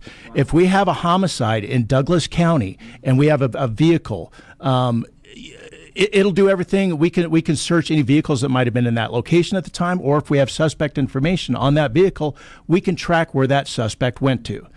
And if the city of Denver chooses not to continue this, the Denver city and county of Denver is going to be a black hole for this information. So all these bad guys got to do is escape back into Denver, and we've lost them. And so they know that. So the bad guys talk.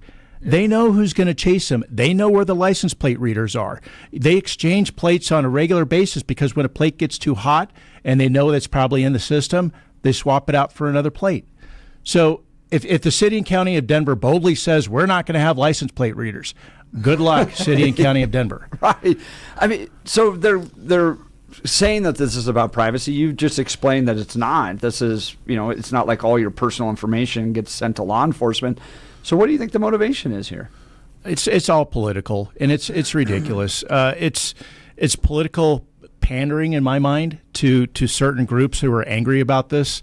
And there's people that I understand the privacy concerns. There's people on the left and they're on the right that have privacy concerns about the overreach of government. But the fact is this software doesn't do what they think it does.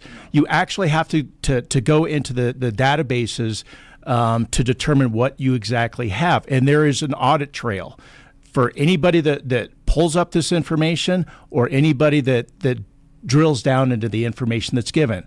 The officer's name, why they are pulling it, related case numbers, all of that. And so if we need to, we can go back. And, misuse of either that database or the NCIC, CCIC database, potential criminal charges can come out of that. Literally millions of plates are getting read, on a monthly basis. And so to think that, John Doe, law-abiding citizen, that we're tracking their movements, it's just not happening. It's just not true. Well, I'll call a spade a spade. I've been with Mike Johnston in Congress, sat right behind him when he had to testify, and he's going, "We're not a sanctuary city." Jared Polis going, "We're not a sanctuary state." Meanwhile, I'm watching the state legislature go, "Let's figure out ways to become more of a sanctuary state." And in this case, I think this is an effort, a clear-cut effort, where they go, "We're a sanctuary city." This is really motivating the fact that we don't want the FBI. They even say it. We don't want the FBI. We don't want ICE being able to track illegal immigrants. ICE has never, not one single time, asked us for license plate reader information. The federal law enforcement agencies have a lot more resources than the Douglas County Sheriff's Office, I assure you. When we have a real bad guy, a fugitive that we're trying to track down, dangerous individual, who do I call? I call the FBI for resources. I'll call the U.S. Marshal for resources because they have those resources to help me and my deputies find who we're looking for. They don't need the Douglas County Sheriff's Office. When they do, they call us. They call us for help. But I will tell you as the sheriff, they have never once asked us for any of that data. So, in other words, if the FBI or ICE wanted to put their own license plate readers into the city of Denver, they could. It depends on where the reader is being installed. Certain places require permitting and all kinds of other things. But if they're interested in certain, they can do a lot of different things. You can put pole cams up in front of houses. You can put them up in front of business. You could do a lot of different things. Mm-hmm. You can write search warrants for people's phone data and track people's cell phone data. You can write geofence warrants for cell phone data in a certain area to find out who was in that area. Now you have to have probable cause and get that warrant signed by a judge. But the message that's kind of being inferred or put out there that law enforcement, whether at the local or federal level, is just violating people's rights or privacy left and right. That's not true. But the fact is, we can set settings on the flock system. What do we want to know about? Do we want to know, certainly, if a stolen vehicle is out there and everything? We have to dial some of this stuff back. If it's a misdemeanor, low-level warrant, you're going to hear that pinging all the time. Exactly. My deputies are going to be running around all day. So we have to dial it back a little bit. Where we want felony warrants. We want to know where those sex offenders are. We want to know if we have stolen vehicles. The headline coming from Channel 7 here is the Denver City Council rejecting a contract expansion for license plate recognition cameras in the city, claiming that, the FBI, ICE, privacy, end result, criminals know that Denver's going to be a safe haven for them. It's going to be like Black Bart's cave. They can run back to it. No one's ever going to get them there. And my mind's going back to that time when you and George Brockler held the press conference and you literally came out with a map that said, drive around Douglas County, criminals, because you come in here, you're going to end up with license plates. You're going to end up with an empowered sheriff's office and a DA that's going to prosecute you. So if you want to bring your drugs, you want to commit crimes, you want to steal cars, you're going to get punished in this community. 100%, and thank you for bringing that up. George Brockler has also been an amazing partner, but we want the reputation. If you come into Douglas County and you're in a stolen vehicle or you're committing crimes, this is not the metropolis of Denver or Aurora. We're going to catch you. A lot of HOAs are starting to put these flock cameras in to protect their individual communities. A lot of businesses have. The private sector had this technology long before the public sector did, and so that's how, like, when you go downtown Denver, you go testify at the Capitol. You know why they don't need you to put your little slip, because they're reading your license plate. They know how long you've been there, and so. Private sector's had this technology for a long time, but back to your point, we had another pursuit last night that I can just touch on briefly. These stolen vehicle on I-25 at Castle Pines. You get a flock hit alert, stolen vehicle. The people decide to run from us. Ends up having a crash over by in Centennial Airport. And it ends up hitting a building. It's moderate damage, nothing too major. Driver is on parole for motor vehicle theft and eluding law enforcement. Every single occupant in that vehicle had issues, whether it be drugs or warrants in that vehicle. And so, again, why didn't the criminal justice system take care of these folks on the front end, first of all? And second of all, we're out chasing them again in our community. We are very responsible when we chase bad guys. We have strict policies on what's allowed, what's not allowed, when you need to terminate. But we are not going to be one of these law enforcement agencies. And there's a lot of them out there. You're in a stolen vehicle. You just decide not to stop for the cops. Bye. And that's not going to happen. And so it's we're going to be the example, and it's working. People are coming to Douglas County because it's a safe place. Because it's safe. Yeah. I mean, it's just so basic. We're hearing from Sheriff Darren Weekly, the sheriff of Douglas County, the Denver City Council voting against license plate reader renewals. But as you pointed out yesterday, as a result of this flock software, you're able to get a bad guy off the streets. 100%. It happens on a daily basis. Yeah. And so just to say we're not going to use this technology, I'm telling you, and again, we can track things like, let's say we have a suicidal subject. Somebody's made threats, they're going to go kill themselves, they got a gun, they're going to go just end it all. Yeah. Without that technology, good luck. Maybe you might find them, maybe you might not find it. But if you could enter that information to the flock system, you can track where they went to. You can start getting law enforcement in that area, and you might save a life. Now, this isn't your county, but I actually got a message from a friend yesterday who said one of his friend's daughters was almost kidnapped in Littleton. There was 2 girls. A man tried to kidnap them. They were walking from school, and I imagine that flock, I don't know if they have flock in Littleton, but I mean, if not, you're just like going off of the description of a guy. 100%. Right? And we're all sharing this information. Yeah. Each agency has the discretion to share with other agencies. But again, if it starts in Littleton and comes into Douglas County, the Littleton Police Department's going to know, hey, they just went into Douglas County, call Douglas to let them know. Yeah. We're already going to be aware of that most likely, but all these agencies are working together. And for the city of Denver to say, we're not going to do this anymore because we're concerned about immigrants, it's absurd. I mean, do you hear from other law enforcement they just feel their hands are tied? I mean, I want to go back to Poland because we had the special agent in charge of the Rocky Mountain Field Division of the DEA on with us. And Bill and I were remarking, it feels like the dog's off the chain with these guys, and the dog's hunting. They're going kicking in doors. They're getting the cartels. It's beautiful to see law enforcement empowered, whether it's the DEA, whether it's Douglas County, to go keep people safe. And in the city of Denver, I imagine you hear from law enforcement that's just like, I don't know what we do all day. We can't go out there. We have so many handcuffs on us, literally, from politicians. I imagine you probably can't talk that publicly about it, but I imagine you hear from other law enforcement that's just going, you guys seem like you're unleashed out there, and it's awesome.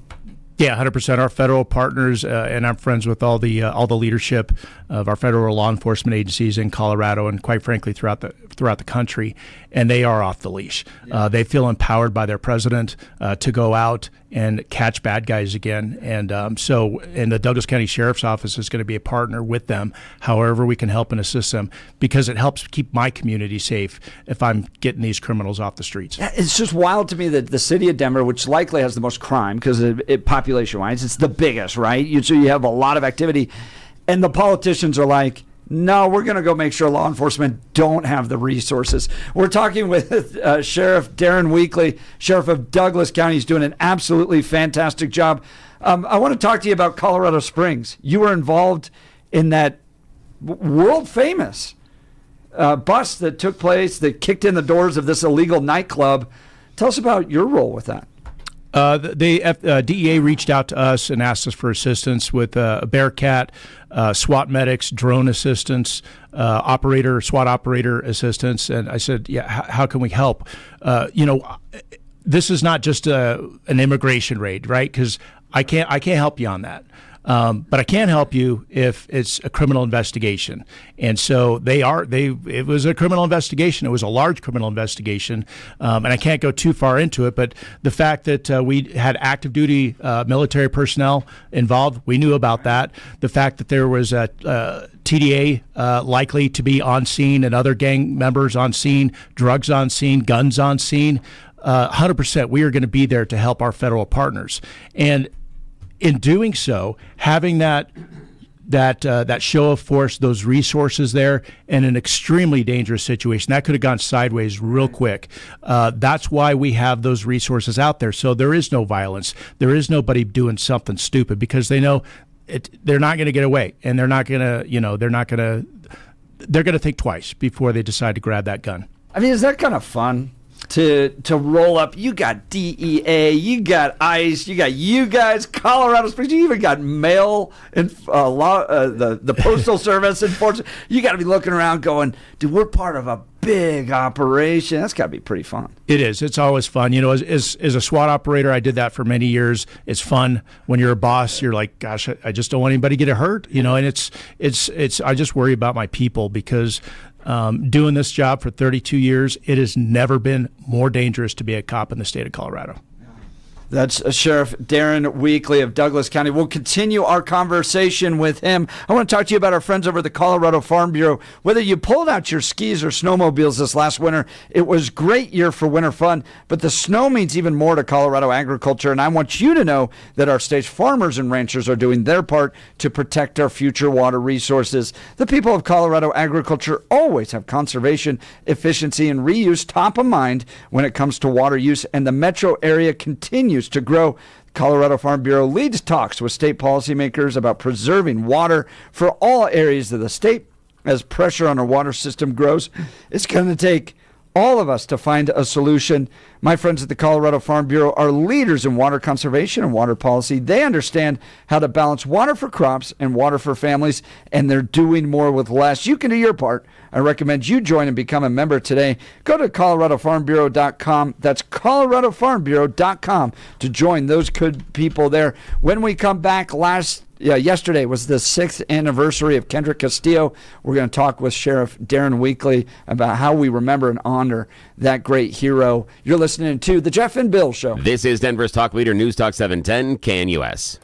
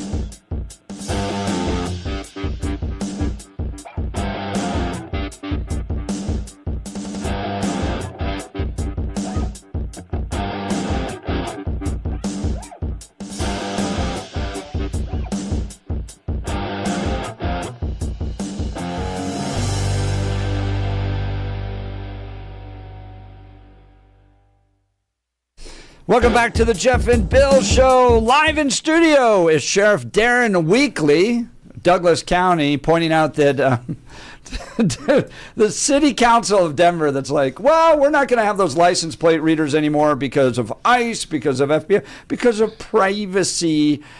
Pointing out that they're already there if the FBI and ICE wants to use them.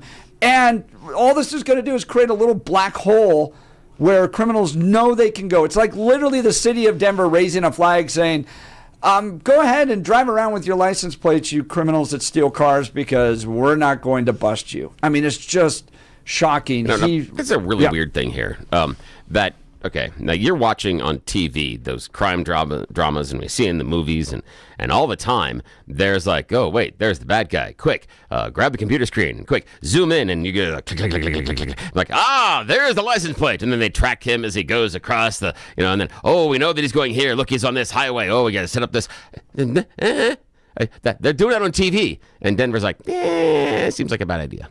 As somebody pointed out here, go drive a toll road in Colorado and then care about your. That's how they read it, anyways. Yeah. So it's just weird that the idea of not wanting to be able to see where the bad guy. And I love the fact that where Sheriff Weekly was talking about prior to, yes, we can use it to chase them post crime, but isn't it a huge advantage to be able to identify the license plate of a vehicle outside of where the crime activity happened and then backtrack? Yes, figure especially out with where. Yes. Yes, that's it's incredibly like cell important. phone pinging all of a sudden become an invasion of privacy. Yeah, it's just crazy. It's a tough one. Yeah.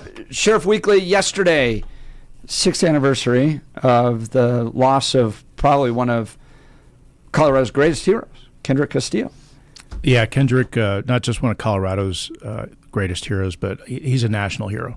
And this young man gave his life to save the lives of his classmates.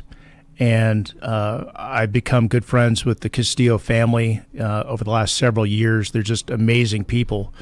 But these poor people, they're just destroyed. Their lives are destroyed. And you can only imagine being a parent of a child that was murdered in a classroom where you send your kids to school and they're supposed to be safe there. And, just a horrible tragedy. And the Douglas County community, not just the sheriff's office, we're going to do everything that we can, not only to support this family, but to ensure that nothing like this ever happens again. Well, can you talk to me about how school safety is going in Douglas County? We have the largest, bar none, we have the largest SRO program in the state of Colorado. Douglas County and the Douglas County School District, we partner together, we share costs to ensure we do everything that we can to ensure our kids are safe.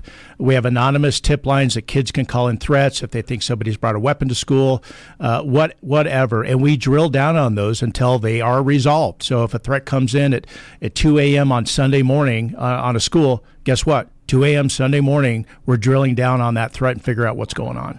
So we never want anything like this to ever happen again in our school district. We want kids to be able to go to school, enjoy school, and not have to worry about their safety. My kids are educated in Douglas County schools, and one thing I appreciate, armed teachers. I love that. I mean, because here's what I've learned. To stop a bad guy with a gun requires a good guy with a gun. And whether it's law enforcement, SRO, or a teacher, a lot of these guys too, and I've trained with law enforcement, done some active duty training facilities, and a lot of these shooters, like you saw in Nashville, are like paper thin beta weaklings. It's like the minute you put the tiniest amount of pressure on them, they fold, and so you gotta get there quick. And whether it's SRO or armed teachers, it puts that pressure and typically makes that active shooting a lot shorter. I'll forgive the story. When the STEM school shooting happened, I was in a meeting, and one of our deputies came in and said, "We got an active shooter at one of the schools." My daughter was that's got to be the worst. That's got to be the worst. It absolutely is. And my daughter was going to high school at the time. I'm like, "What school? What school?" Because you're thinking it's your kid, it's your child, and in those moments that you think your child might be a victim of a school shooting, in those moments, you don't care who is there to hold the gun as long as there is somebody there to protect your child. And, I've heard all kinds of different things on this, and people hope for the best. I wish we didn't have to have deputies in schools. I wish we didn't have to have any of that, but that's not the world that we live in anymore. And so whatever we can do to protect our children, I'm in favor of. And we need highly trained people to be able to do that. That's Sheriff Darren Weekly, Sheriff of Douglas County. Sheriff, you're going to run for office again. I am. I decided to. I had some opportunities available, and I had a couple of opportunities with the Trump administration. I decided to pull my name out of the hat for those. I got talked to about maybe a possible run for governor, and I gave that a lot of thought with my wife. At the end of the day, I came back to I worked real hard to get in the job that I'm in. I had a lot of people give me money, and some of it was they gave me maxed out donations. Other people gave me $25. I felt that God wants me right where I'm at. I'm going to run for this second term. We'll see what opportunities are available after that. But I love my agency. I love the members of the Douglas County Sheriff's Office. I think the morale there is higher than it's ever been. I've been there for 32 years now. We're a great agency, and we've got the spotlight on us, not only in the Colorado, but throughout the nation. It's one of the top law enforcement agencies in the nation, Triple Crown accredited agency. We are catching bad guys left and right, keeping our community safe. And I want to continue to be able to do the things I'm doing, and it's just going to get better on the second term. Yeah. What would you like to achieve in your second term? I know it's not doesn't sound all that cool, but I want to do more of the same that we're doing. I want to continue to use technology to keep our citizens safer. We still need more cops on the street. Just over the years, we have just fallen behind. Our population has increased about 2% per year. That has not slowed down. And so we got to continue to add more of those patrol deputies on the street. Are you guys hiring right now? We are hiring right now. Just go to Join DCSO. It's a Join DCSO. Join DCSO. Okay. And so we are hiring civilian positions. We are hiring commission positions, laterals. I'm hiring Denver cops and Aurora cops. You want to come work for me? I'd be glad to take you and your experience, and we'll let you be cops. But it's a great agency. If you want to be part of the greatest law enforcement agency in the state of Colorado, go to Join DCSO. What's life as a law enforcement officer like? I'm talking to the guy out there driving delivery right now that's going, I probably need to make a change. Every single day is different. And so if you're a deputy in the jail pod, or you're out there on the street working the street, there's no 2 days that are the same. So if you're in just a mundane job, no excitement, nothing to really drive you to come back to work the next day, this is your answer, especially in a sheriff's office, because throughout my career, I've been able to do everything. I've worked undercover narcotics. I've worked homicide cases. I was a SWAT operator. I was a canine handler. I've done just about everything there is to do. Sheriff's offices, typically there's a lot more opportunities than a police department, depending on the size of the police department, of course. But, hey, if you've ever had that dream of actually pinning on that badge and going catching bad guys, hey, I wanted to do that since I was 5 years old, and I'm living my dream right now. I was, as I'm attending this DEA Citizens Academy with Stephen Tubbs and John Pullen and the rest of those guys, I'm sitting there with law enforcement going, dang it, Bill. I could have had such a fun career. I'm way too old for this stuff now. I'm like 10 years past the DEA age limit, but it is so fun. They get to go out there, and it's such a rewarding job. It is. It really feels good. And some of the best experiences I've ever had that, let's say you're that lead detective on a homicide case, and you get that guilty verdict. There's nothing like that getting for the family that has been victimized. If you're on that pursuit and everything ends well, you get that foot chase and you get that bad guy in custody and put the cuffs on, high fives all around. You got your bad guy. It's just an awesome, awesome job. Do you think we've turned a corner? If you go back 5 years ago or so, it was, if you had a badge, gosh, culture seemed to turn against you. You were oppressors. You were, law enforcement were the bad guys. I think people, and a lot of us warned against doing that because they were highlighting criminals and early releases and no cash bonds and all that stuff went out there, and it seemed like such a bad turn in our country. Do you think things have turned around? Do you think we're back supporting the blue? I think we are. I think that those, defund the police movements, those have all failed. People recognize the importance of law enforcement. I'd like to add that there's cops that have done stupid things throughout the country. Nobody hates a bad cop more than a good cop, because those that wear the badge, they embarrass all of us. But 99% of the cops that are going out there on the street, they're trying to do a great job to serve and protect their community. They're doing it for the right reasons. They are truly putting their lives on the line to protect people that they have never met before. It's hard to be in this job. You got to pass psych tests, polygraph tests, extensive background checks. It's not easy to be able to wear this badge, and the overwhelming majority are doing a fantastic job every day. I do think that the pendulum is starting to swing the other way, not only just with law enforcement, but just issues like with our state legislature and some of the legislation that we have seen this year.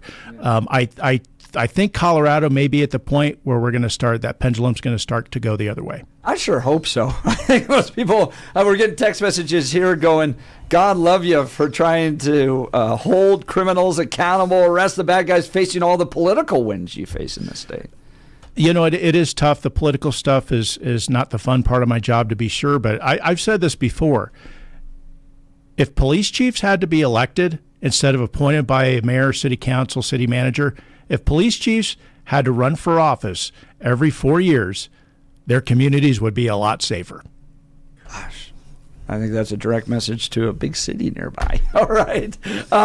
We've got Sheriff Darren Weekly, the Sheriff of Douglas County, live in studio. We'll continue our conversation.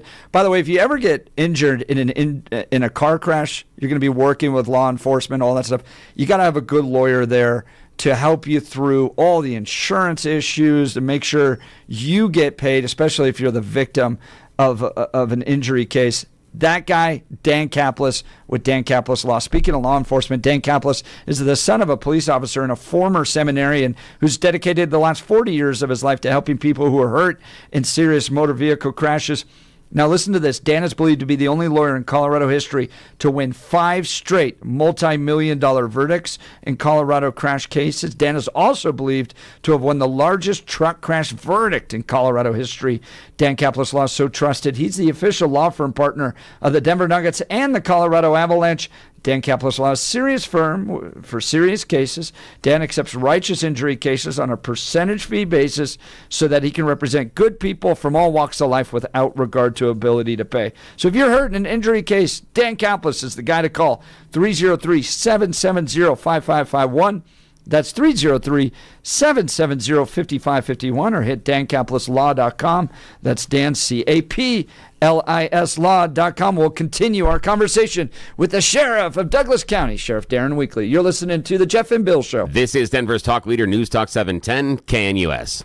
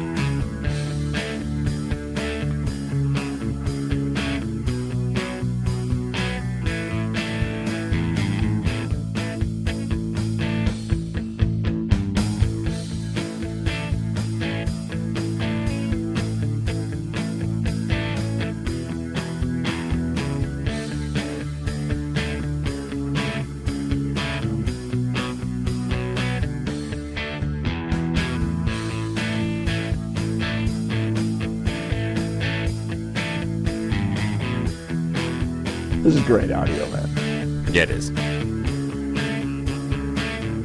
I feel like this guy wakes up to this music. It's Sheriff Darren Weekly and the bad guys. He's heading out there to take him down. Yeah, but the thing is, though, that if this is like his alarm music in the morning, his wife is like hitting him with a pillow. Every day. God, this is and my wife, she constantly reminds me that she's there to bring me down a notch. Just you're a talk radio host. We walk into a room, people are like, "Hey," yeah. And she's like, "I'm there to remind you who you are." Oh, that's fantastic. Yeah. My wife has been dealing with me in the media for so long, she just doesn't care. It's beyond her. She's like, not again. Yes. I was talking with Darren Weekly, the sheriff of Douglas County, offline, and I think this is really important for everybody to hear. I just go, what are you worried about right now? And you mentioned property crimes. Yeah, I am. Our residential burglaries are up in Douglas County, despite the fact we got more cars on the street, despite the fact we got LPR readers. It's just really critically important that people lock their home, maybe invest in that alarm system, invest in cameras. It's important to have cameras that actually record stuff. It's not, a lot of people have these cheap cameras that if you go to look at the camera, you can see what's there, but it's not recording. You got to have that, and then light your home up after hours. A lot of burglars like to enter through those the basement windows. Typically like that. And so just maybe secure those windows, get additional locks, but the biggest thing is to report something suspicious in your neighborhood if it just doesn't look right. A lot of these burglars will wear utility vests, things like that, to look like the cable guy or utility guy. If something doesn't look right, call us. Let us go in and figure it out. That's Sheriff Darren Weekly. I strongly recommend you follow him on X, Sheriff Weekly, spelled Weekly, Sheriff Darren Weekly. He's got tips like that. He's speaking into the issues that we're facing. He's remembering Kendrick Castile. By the way, I know John Castile listens to the show, Kendrick's dad, and I've been trying to do this for years. John is such a great guy. I would love to see him in some form of political leadership.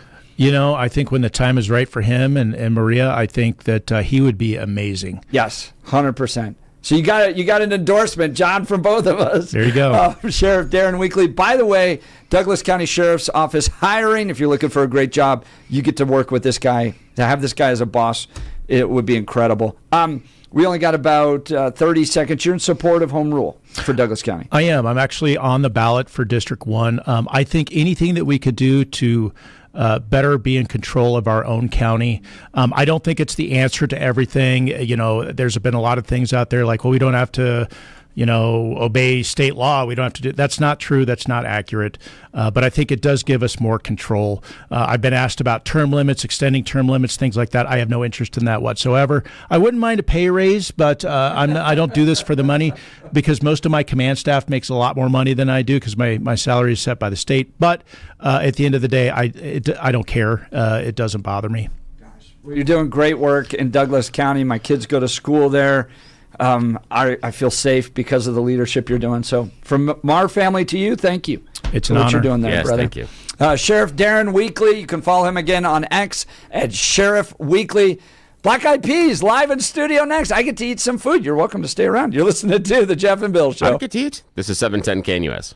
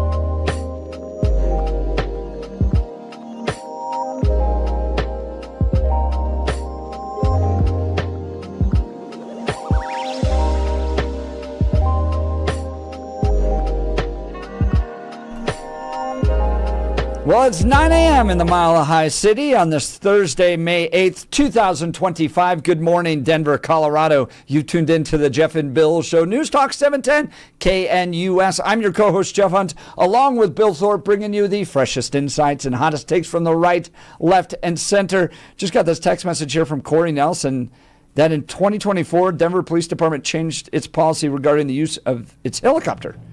It's no longer allowed to be used in vehicles involved in high-speed chases, to follow vehicles involved in What? Isn't that the only thing you use it why for? do you have a helicopter at that point? That's part of the reason I watch LA News. Because they have helicopters chasing the cars. That's really the only reason to watch LA News. It's because they do the high-speed chases. I lived in LA for a few years, and that was absolutely like a weekly or a nightly viewing. Oh, yeah. There's a social media site that posts all of those, and I'll go back and you watch them just because they interrupt everything, and there are lots of them. People would try to see if it was in their neighborhood and then run out and see if they could be on the news. Oh, yeah, exactly. While that guy was And the going thing by. that fascinates me is because I find it strange because traffic sucks in LA. So the idea that I'm going to run from the cops in my car, I'm like, wow, you've really made this difficult. So I'm having a hard time figuring out what you do as a Denver Police Department at this point. Because I imagine there's crimes, of course, that you want to solve, but you can't use license plate readers to find anybody. You can't use the helicopter. It feels like the Denver City Council is far more interested in putting restrictions on police officers doing their job than they are actually capturing bad guys. Maybe they just approach crime solving more holistically to kind of close the thing from earlier in the show. We're going to go upstream. Yes, exactly. That maybe what they're doing is they're going to implement alternative ways of catching bad guys, things like psychics and parrots that seem to know things, or get someone with a divining rod or something. Yes, there you go. Yeah, so you can stand in front of the criminals, and the person with the divining rod can go, no, it's pointing at this guy. This guy did it. Maybe that's it. I don't know. Just spitballing here. Well, we're going to be joined here in just a second by the folks over at the Black Eyed Pea. We've got Steve and Elise joining us, and we're going to be previewing their Mother's Day menu. Listen to this, okay? If you don't have plans for Mother's Day, or even if you do and you want to change them, this is a great option. This Sunday, May 11th, is Mother's Day, and the Black Eyed Pea has got a great menu for you. Grilled salmon, hand-carved prime rib, the salmon and shrimp combo, and the chicken cordon bleu. Mom's sure to find a favorite with one of those. All entrees served with 2 sides, fresh baked rolls, and your choice of a featured dessert. What are these featured desserts? Listen to this. Cherry cobbler or peach cobbler served with ice cream. I mean, incredible stuff. Plus that 1 pound chocolate cake. Oh, it's so good.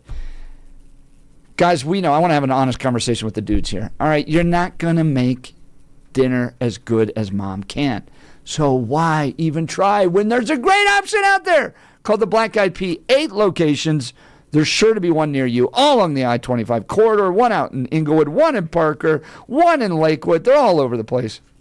So there's sure to be one near you. This Sunday, May 11th, starting at 10:30 a.m. in the morning, Mother's Day celebration at the Black Eyed Pea. And no matter what the occasion, Black Eyed Pea gift cards are always a great gift idea. I love everything about this restaurant. I know you will as well. It's one of those few restaurants where all 3 generations, my parents, us, my kids, everybody finds something they like.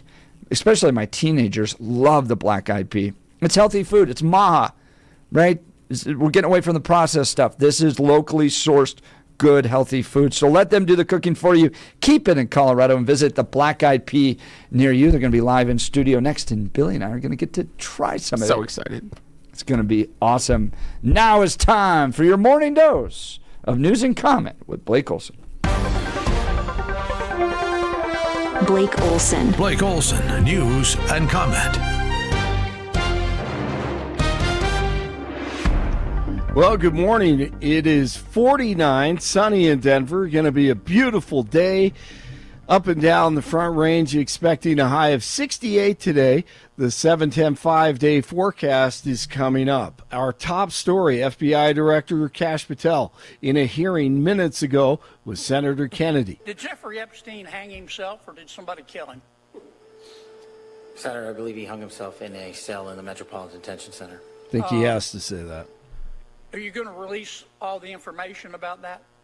Senator, we are working through that right now with the Department of Justice. When you think you'll have it done, Cash? I think in the near future, sir. Like before I die? Senator, we've been working on that, and we're doing it in a way that protects victims and also doesn't put out into the ether information that is irrelevant for production of the public, such as CSAM.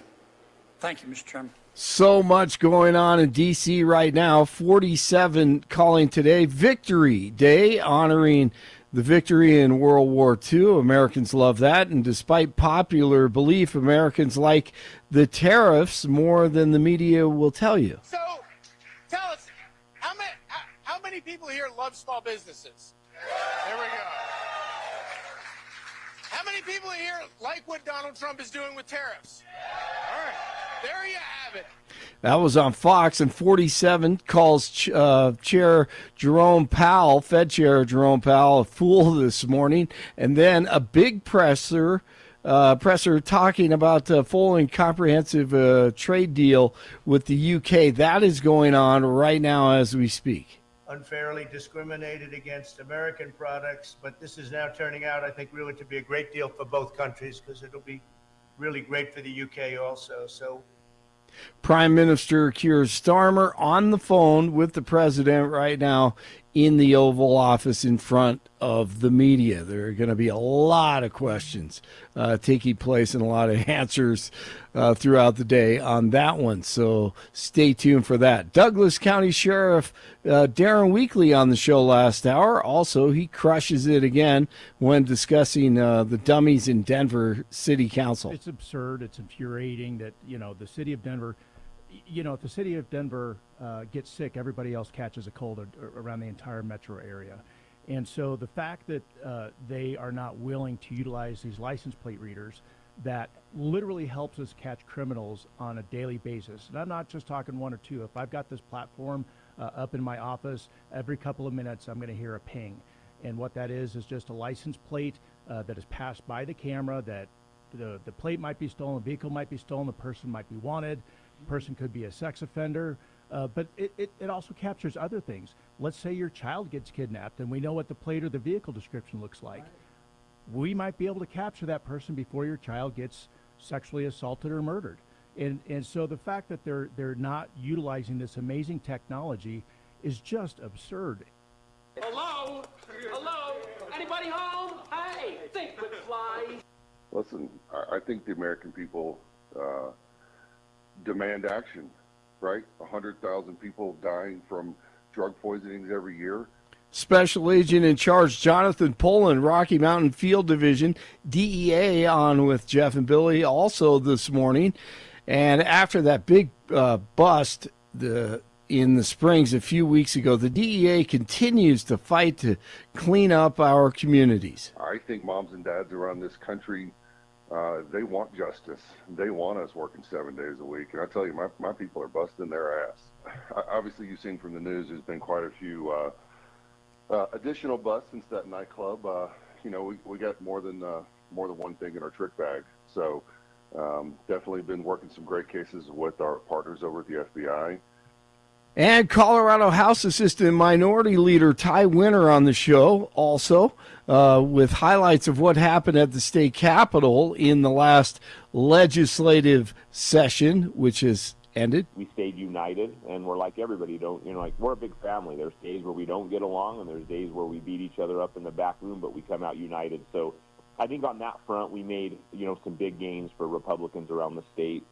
When it comes to fighting them, we stuck with our key things that we heard all year when we knocked doors, and that's we're worried about affordability. We are worried about public safety. Parental rights are huge, and we need you to protect Tabor.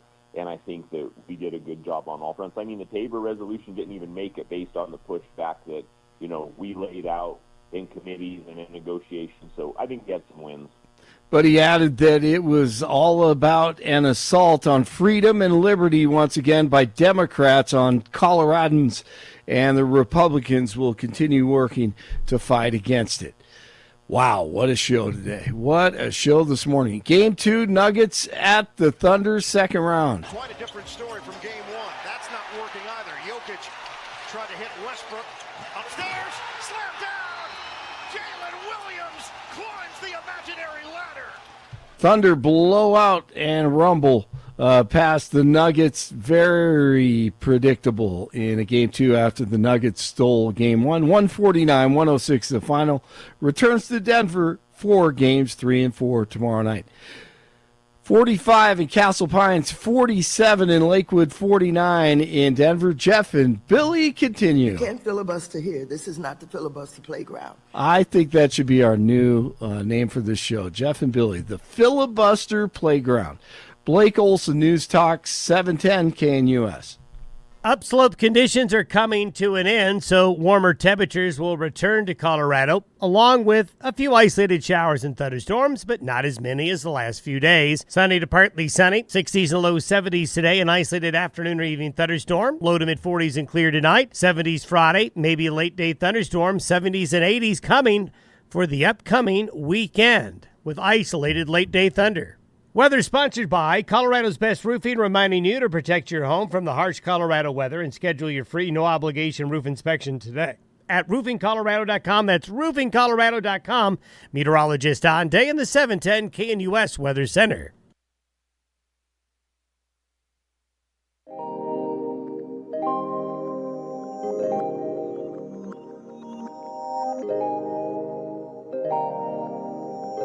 Welcome back to the Jeff and Bill Show. So we're going to be joined here in just a second by Steve and Elise from the Black Eyed Pea, previewing their great Mother's Day menu available to them this Sunday, starting at 10:30, available to all of us, starting this Sunday at 10:30. It's going to be absolutely fantastic. Looking forward to that. But speaking of food, Bill, I found this fascinating. Yeah, tell me what. Pepsi is now out of the top 3. I saw that. It used to be number 2. It has been overtaken by Dr. Pepper and now Sprite. Yeah, Sprite. That's interesting because Sprite's the Coca-Cola derivative. And so you've got Coke sitting pretty at 1. And by quite a ways, they are very, very far away from Dr. Pepper as far as preference and things like that. But then Sprite, so a secondary derivative out of a Coke family, ends up being number 2. That's crazy. If you're doing Pepsi and you're doing their marketing, you've got to really be worried right now because part of it is Pepsi was trying to, in their previous iterations over the last couple of years, grab the youth market. That was kind of where they were going. They figured that Coke was viewed as the older soda, and then they were going to go with Pepsi being the younger soda, and it has not worked out at all. And the problem is that Sprite is actually gaining a heck of a lot of traction by going into the past. Sprite is using their Obey Your Thirst campaign that was popular a number of years ago, but the young kids that Pepsi was targeting weren't exposed to that Obey Your Thirst marketing plan. So for them, it is brand new. They're doing the exact same thing they did years ago with the Sprite Obey Your Thirst marketing plan and advertising campaign, but they aren't they're doing it with different people. That's a better way to put it. They're doing it with new spokespeople. It's a new plan, but it's the same message. So it's resonating on a level that Sprite and Coca-Cola didn't think was going to be possible. So while Pepsi has been trying to get the kids excited about their soda, Sprite just dusted off an old campaign's logo logo and campaign slogan, and basically is taking Pepsi's lunch at this point, which is crazy. It's wild. Yeah, it is. Dr. Pepper is a real interesting one. The fact that they're a much smaller operation, much tighter as far as the number of options they offer. And I'm not talking flavors, I'm talking number of brands that are underneath the umbrella than what you see in Pepsi and Coca-Cola. And the fact that they've been able to hang on to number 2, I think is admirable. And part of the reason that I think Dr. Pepper has been able to hang on to number 2 is they have done a wonderful job with their specialty flavors. Their specialty flavors are far and away, in my opinion, like the cream vanilla ones, vanilla cream, Dr. Pepper. That's a Nicole Hunt fan favorite. Yeah. But I mean, it's amazing how that's changed because I grew up with Britney Spears, Pepsi, all that stuff. Oh yeah. Now number 4. Yes. In fact, we're going to pull back the curtain to something Jeff and I were talking about a little bit earlier. I'm going to make this as clean as possible. But there's a reason why Pepsi does not have Sierra Mist anymore. Part of it is they needed to rebrand. They needed to relaunch that soda and make it a Sprite competitor. However, it's also because of a young lady who's on OnlyFans. A number of years ago, she took up a different spelling of the name, Sierra Mist, and Pepsi filed a trademark infringement against the young OnlyFans person, saying, listen, you taking off your clothes and getting all nicky is harming our brand. And they were going through legal procedures when the OnlyFans model was realized that Pepsi had let the Sierra Mist trademark expire. She went and renewed it, and now she held the trademark for Sierra Mist, and then she went to Pepsi and said, that lawsuit you filed, let's flip that on its head and go 180 degrees. Now you, with your soda, are harming my nakedness. And so we need to cease and desist. And so once Pepsi saw that, they went, well, this sucks. So they spiked Sierra Mist, and they unveil Starry. So that's the reason, really the reason why you have a brand new version of Sierra Mist on your shelves, despite the formula not changing at all. Yeah, that's the reason. Iggy texting in cheeseburger, Yes, Pepsi, no Coke. Yes, Pepsi, no Coke.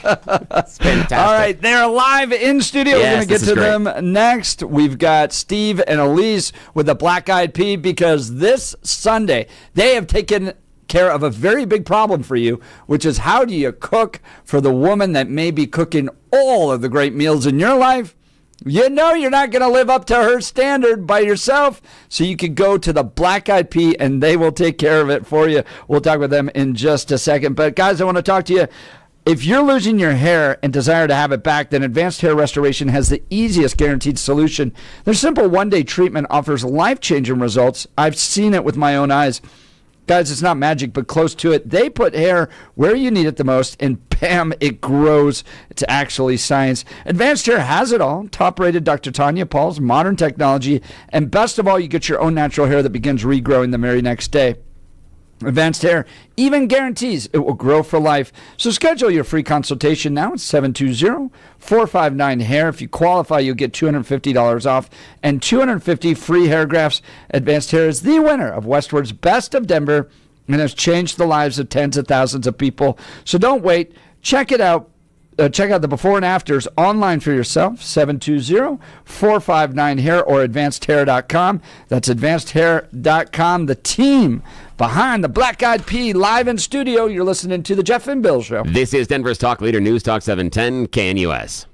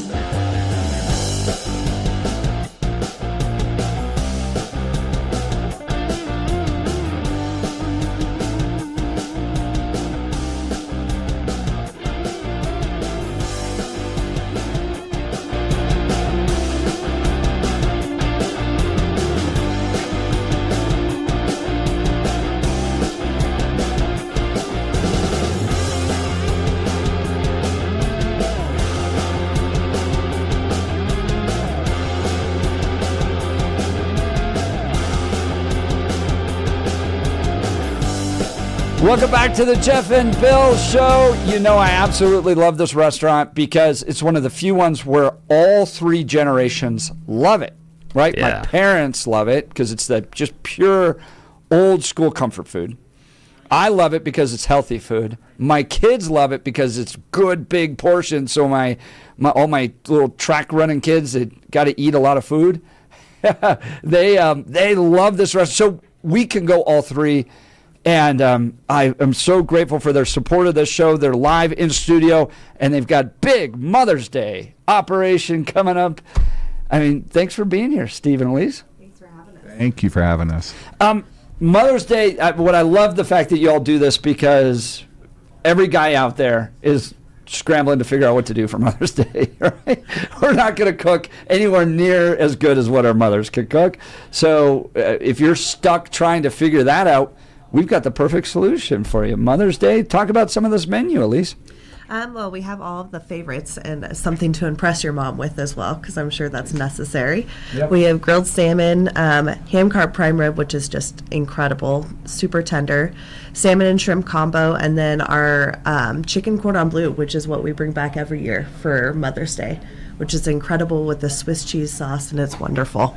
That's hand-battered boneless chicken breast topped with shaved ham and Swiss cheese. Bill, I'm not even going to make it till lunch. I'm going to get out of here and go get some of this food right now. That sounds wonderful. Talk about the ingredients you guys put into this. Well, the chicken cordon bleu typically is stuffed. Ours is layered. So it's our fried chicken with the shaved ham, like it says, melted Swiss cheese, but we also do a Swiss cheese sauce that it sits on. And it's yummy. Yeah, we came up with that recipe, I think, 10 years ago, and every Mother's Day. And is this only on Mother's Day? It is. Mm-hmm. Wow. Oh, so you gotta make it a priority to get there to get this nice chicken cordon bleu. Talk about the salmon and shrimp combo as well. Well, the salmon is our Norwegian salmon, which in my opinion is the best that you can get. And then it comes with either grilled or fried shrimp. And then this is an all-inclusive, so you get the dessert as well. And it's a good deal for mothers. And we think that when you're taking your mom out, let her order whatever she wants. So we have some different items on here. We're hoping that they'll hey, Mom, splurge. And all the standards will be there, the great salads you guys provide, the meatloaves, all that good stuff. Yeah, and everybody can order off this menu. It's not just for moms. No. And Mother's Day is our second largest, busiest day of the year. It used to be our first, and then about 7 years ago, Thanksgiving took over as number one, just because of the limited amount of restaurants that are open Thanksgiving. But that, by far, is our busiest day. Well, what I love about the Black Eyed Peas is it's this American comfort food, right? But really good quality ingredients. So it's home-style cooking. Yeah, we make everything from scratch. Our gravies. For the cooks out there, they know about roux and slurries. It's real cooking when you go into a Black Eyed Pea, and that when we get new cooks, that's the hardest part sometimes, because they come from restaurants where they open up a bag and heat it up in a microwave or whatever. But all of our soups are made daily. Mashed potatoes are made every hour on the hour. Real mashed potatoes with real ingredients. Nothing packaged. Our rolls that we make, cornbread, you name it. There's really nothing that comes in pre-prepared for us other than our desserts, which come from Vollmer's. Yeah. Well, I've seen headlines that fast food's not doing that good right now. Yeah, McDonald's has posted the worst quarter since COVID started, and I don't know. I'm assuming it's because the $5 meal, they have traffic, but I don't know how you can make money on $5. I think people are tired of it. I mean, maybe I'm getting into your 40s, and this is what happens when you get into your 40s. You're like, I can't eat that Big Mac anymore. I'm going to be sick for hours afterwards. But I've noticed one that I think people are just kind of tired of the blandness of fast food, and then for whatever reason, it's like $25 when you go through McDonald's right now, when I could swing by and get great food made from scratch, to your point, for about the same price. Yeah, a real hamburger that's been cooked for you. Right. Talk about your prices.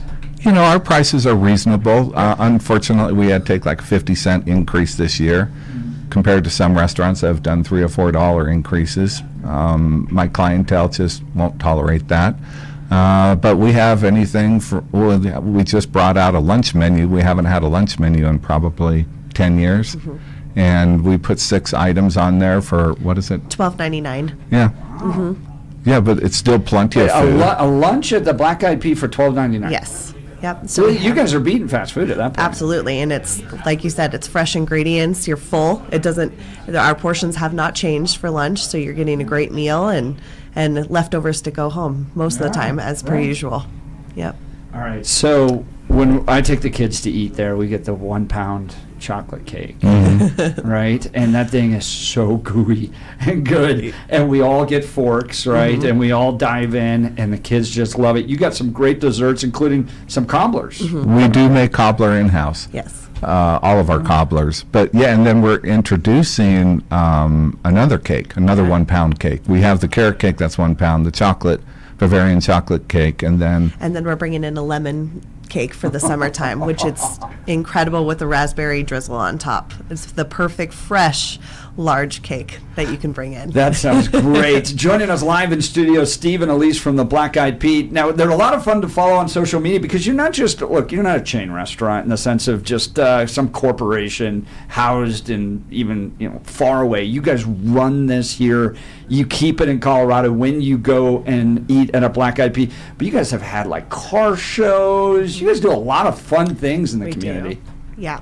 We do a car show at our Castle Rock location once a month. It's the third Saturday of the month. And then we've done a couple motorcycle rallies, and just we love our people, and we love to bring new people in. So we're trying to do that. So we'd love to have you follow us and kind of see us as we grow. Well, and you're friends with people that work over at Porsche. Yes, that's always a fun connection. Yes. Oh, tell us about that. Porsche Colorado Springs, I have my buddy John works over there, and we talk on their podcast pretty often too, which is really fun. So we love having them, and we love watching them. They come from the Morgan Adams races and come down and eat at our breakfast at Castle Rock on the way to a long ride, and we love having those cool cars there. So you got the car show, you get the motorcycles, all this. Here's something I've noticed going in, because I go to the Parker Black Eyed Pea. Man, that is my place. You got Back the Blue stickers there. And we had Darren Weekly, and just before he was just here talking about law enforcement, what he's doing in Douglas County, all that stuff. It seems like you're a restaurant where your values play into the show, right? Like into the restaurant, you're supporting police, you're hosting community events. This isn't just a business for you guys. It's part of an extension of your heart and your life. Talk about that. It was a big decision to go down that avenue. Obviously, we want everybody coming to our restaurant. Yeah. But at some point in your life, you have to include what you truly believe into your business and be proud of it. Yeah. Seems like staff loves working there. I always have a great time getting to chat with those folks. Talk about your employees, the waiters, the waitresses, the folks that manage these restaurants. Oh, well, Sig is the GM there. Sig's been with our company. In fact, I started working for him. He was a general manager at our North Glen location. This is back in '91. And then I went on and got promoted, and he went off and started a printing company. And then about 15 years ago, he sold his printing company and wanted to come home. And that's what we always say, coming home. We have managers that will work for us for a long period of time, try somewhere else, but they always end up coming back. Our cooks, we have cooks that have been around 30, 35 years, servers that have been around 30, 35 years. Just incredible. I couldn't run this company, Elise and I could not do this without the tenure of our managers. And that's including our assistant managers. I don't think we have anybody who's under 10 years in the management side of it. And most of our cooks are 20 plus years. But when you're making cooks are 20 plus years. Oh yeah, well, when you're making everything from scratch, it's tough to get a new cook and teach them the basics. So yeah, it's just, my staff is incredible. We could not run our company with 18-year-old managers that have never done this before. What advice would the two of you give to someone that is starting a business or has their own small business or even a restaurant that struggles with worker retention, because anybody that has worked even for a cup of coffee in the restaurant industry understands the transitive nature, that someone that is waiting tables, it is just as easy for them to go wait tables down the street at the next restaurant, and the same thing can be held for cooks, especially line cooks. So what is the secret, what's the approach with Black Eyed Pea that you guys have done such a great job with employee retention? What can you teach other small business owners out there? Well, the biggest thing is you cannot be afraid to roll up your sleeves and get right in there with them. You know, a lot of owners think, okay, I'm an owner now, I don't have to do this. That's not true. When I walk into a restaurant, sometimes the first thing I do is go in the dish room, catch up the dishes, have the manager come back and talk to me there, get on the line and help. If they know you're willing to do the work, they will as well, and keep high standards. When you have a person that doesn't follow what they're supposed to be doing. Can't believe you just said that. And the reason why is because one of the best restaurant managers I ever worked with was a floor manager at a country club. And so you're thinking country club. And I remember him getting back there and cleaning up the dishes and helping out and scraping off plates and doing some of the dirty work. And this is one of the first big parties I'd ever worked with him. And I'm like, wait, we can take this. We can take care of this. And he said, no, you guys need help. And if I'm not willing to do it, why the heck would you listen to me when I ask you to do it? He said, if I'm not willing to, you shouldn't be willing to either. And I went, wow. At that point, I'd run through a wall for that guy. It didn't matter, because I understood that he was going to be right next to us. So I can't believe that's what came out of your mouth. That's really cool. That's amazing. Nicely done. That is cool. Steve and Elise with the Black Eyed Pea. Now, you guys have locations all over the Denver metro area, all along the I-25 corridor. There's absolutely one near you if you're listening to this show. Let's walk through those locations. We've from south to north. Well, Pueblo. Yep, we have Pueblo, Colorado Springs, Castle Rock, Parker, Inglewood, Lakewood, Westminster, and North Glen. Wow. And I think last time you guys were maybe looking at one of them, Fort Collins, still too? are, yep. Yep, it's still in attorney's hands over one little paragraph with one word. Yep. That's exactly how it works. So, Steve and Elise with the Black Eyed Pea are here previewing their Mother's Day menu, which will open 10:30 a.m. this Sunday. Do they need reservations? Do you guys even do reservations? We don't. So you can show up. Now, what I love, you walk into a Black Eyed Pea, you've got every generation there. Young families, older couples, everybody's having a great time. Hand-carved prime rib is on the menu. Let's talk about that. Well, it's slow cooked, just like you would do at home. Yeah. We season it up the night before. Well, there's several prime ribs, and then we slow cook it just the way you're supposed to. That's, if you're fast cooking, it's no longer prime rib. Prime rib is actually a ribeye roast. For people that don't quite, so when you're going to the grocery store to make your own, you can't go to the butcher and say, I want prime rib. That's just a process of cooking that roast. So you can either cut it up and make ribeye steaks, or you can roast it slowly, and that's called the process of prime rib. And the prime doesn't dictate the grade. As you know, there's select and choice and prime.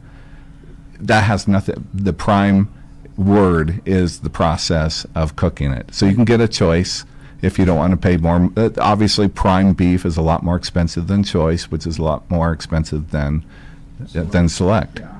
Wow. Now you guys are offering drinks too. Mimosas for Mom. Mimosas and wine, absolutely. Because that's what we need at the end of the day.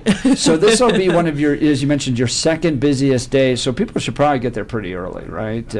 Kick it off. Oh, absolutely. Yeah, yes. absolutely. Yeah, we started doing 10:30 just because we didn't want the doors slamming open at 11. We could start, families, bigger families can get in, because it's a lot of big families on Mother's Day. And a lot of times we'll have to, because we're out of big tables, then it'll be, you got a party of 8, well, can we put you in 2 separate booths right next to each other? And some people will be great with that, others. But it's fun. It's a fun, easy day because you're fully staffed, you're prepared for it. Our managers are more than ready. This is their prime day for them, so they love it. That's awesome. It's Super Bowl Sunday, literally, for you guys, but it's Mother's Day because you got all the families coming in. So the big game for the Black Eyed Pea is this Sunday, Mother's Day. They kick it off 10:30 in the morning. Listen to this. Grilled salmon, hand-carved prime rib, salmon and shrimp combo, a chicken cordon bleu. They've got desserts, cherry cobbler, peach cobbler served with ice cream. They got mimosas, wine. So with everything you got to do for your mom, and you're getting the gift, and you want to make sure she gets a good meal, and don't try to do it yourself. Have the Black Eyed Pea do that cooking for you, and your mom will love it. The grandkids will love it as well. It's one of those few restaurants where all three generations get to enjoy it. Well, we'll continue our conversation with Stephen Elise, the owners of the Black Eyed Pea. If you have any questions, feel free to give us a call at 303-696-1971 or text us on the Dan Caplis Law text line at 720-819-5115. When you think about all those restaurants in Denver closing, you think about all the problems fast food is having, I think you're learning why the Black Eyed Pea is so successful. It's the people. It's the leadership. It's their values, and it's the quality of their food. That is why they're thriving. Black Eyed Pea, there's sure to be one near you. We'll continue this conversation. You're listening to The Jeff and Bill Show. This is Denver's Talk Leader News Talk 710 KNUS.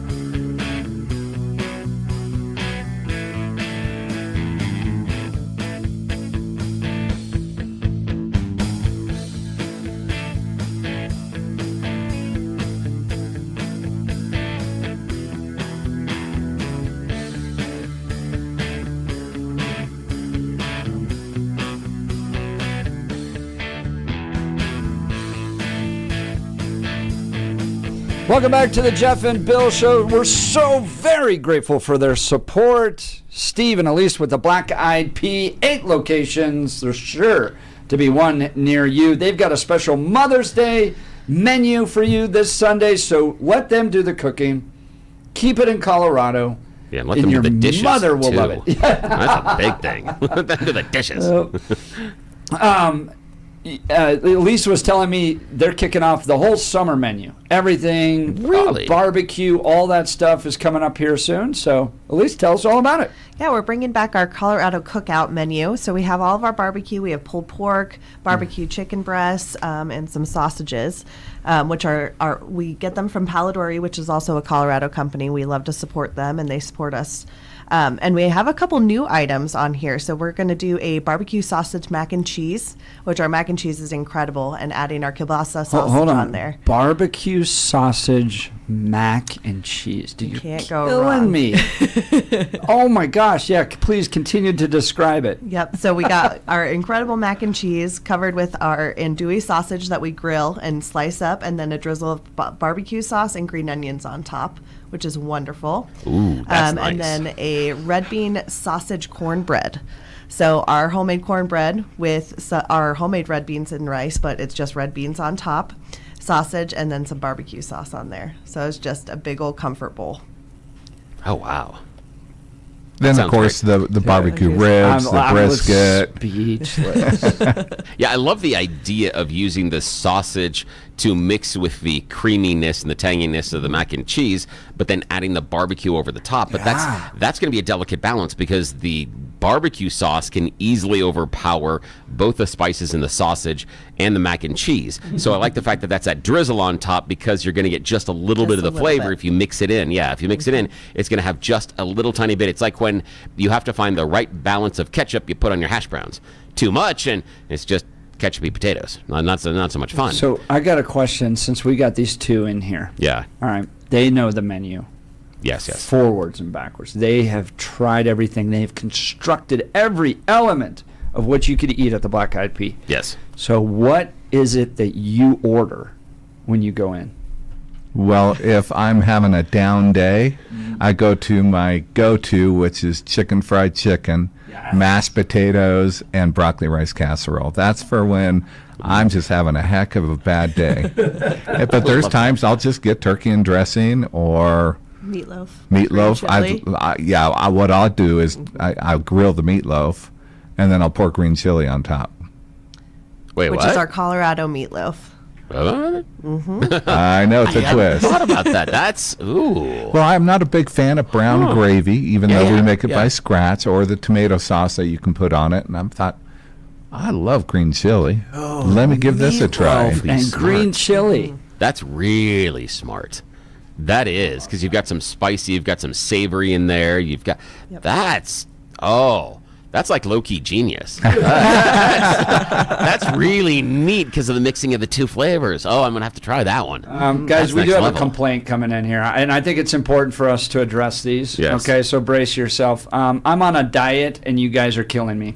Nice. But I want to point that out. That out. Okay, so you would think that with all this good food available, that the folks in here may have a little bit of an issue. No. They are trim and fit, which only goes like either you work out a ton or this is what I think the real answer is. It's just quality food. It's not processed crap that is going to put on the pounds. Because when you eat that quality, locally sourced food, your body loves it. It's not going to put on the weight. And you guys look great. Our second most popular entree is our veggie plate. Yeah. You can come in 5. You can either do a salad and 4 others or what. It's our second, and our salads are amazing as well. They're huge. Yeah. You could really eat half and take the other half home, as you've probably seen. Yep. But we do have healthy. And I have friends, I'll say, when was the last time you were at a Black Eyed Pea? It's like, well, I'm on a diet.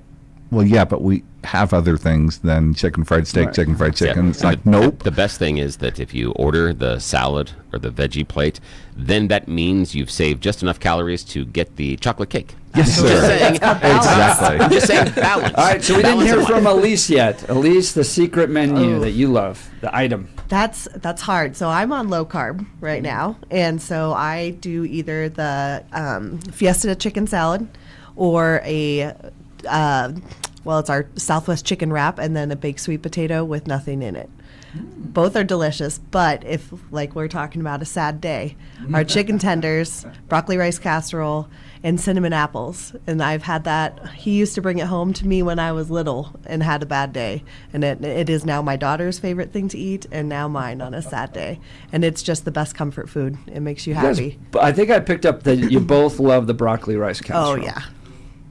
Yeah, it's unique. Your eyes got so big. Before I started working at Black Eyed Pea, my sister used to eat at the one in Fort Collins, and she talked about this broccoli rice casserole. It's like, okay, no, it's that incredible. Wow. Well, that's Steve and Elise from the Black Eyed Pea. This Sunday, go to and visit the Black Eyed Pea near you. There's 8 locations. Again, let's give them from bottom of the state on up. Alrighty, so we have Pueblo Springs, Colorado Springs, Castle Rock, Parker, Inglewood, Lakewood, Westminster, and North Glen. There's sure to be one near you. It opens at 10:30. Mimosas for Mom. They have a great menu option available for her, and I'll say it again. All 3 generations love this restaurant. You can't find stuff like that. Typically, if you go to a fancy restaurant, they don't have good kids stuff. Maybe if it's a restaurant that the kids like, the parents don't like it. This is one where you get all 3, grandma and grandpa, your generation, then the kids, all there. It kicks off 10:30, and importantly, you're supporting a local Colorado business. Yeah, which matters a lot. And all of our listeners, you know what you did to Mom when you were growing up, all the stress you gave her. Give back a little bit. Give Mom something nice this weekend. You don't have to worry about cooking, which is the best part. You're not doing the dishes, and you get a wonderful home-cooked meal with Black Eyed Pea. It's fantastic. Yeah, go there this Mother's Day. Absolutely. Keep it in Colorado with the Black Eyed Pea. Stephen and Elise, thanks for joining the Jeff and Bill Show. Yes, really appreciate it. Thank you, guys. Appreciate it. Well, we had an absolutely wild show. If you missed any of it, go to 710knus.com to download the podcast. You can hear from the DEA. You can hear from the Douglas County Sheriff, all there, including Colorado House Republicans. You're listening to Jeff and Bill. KNUS.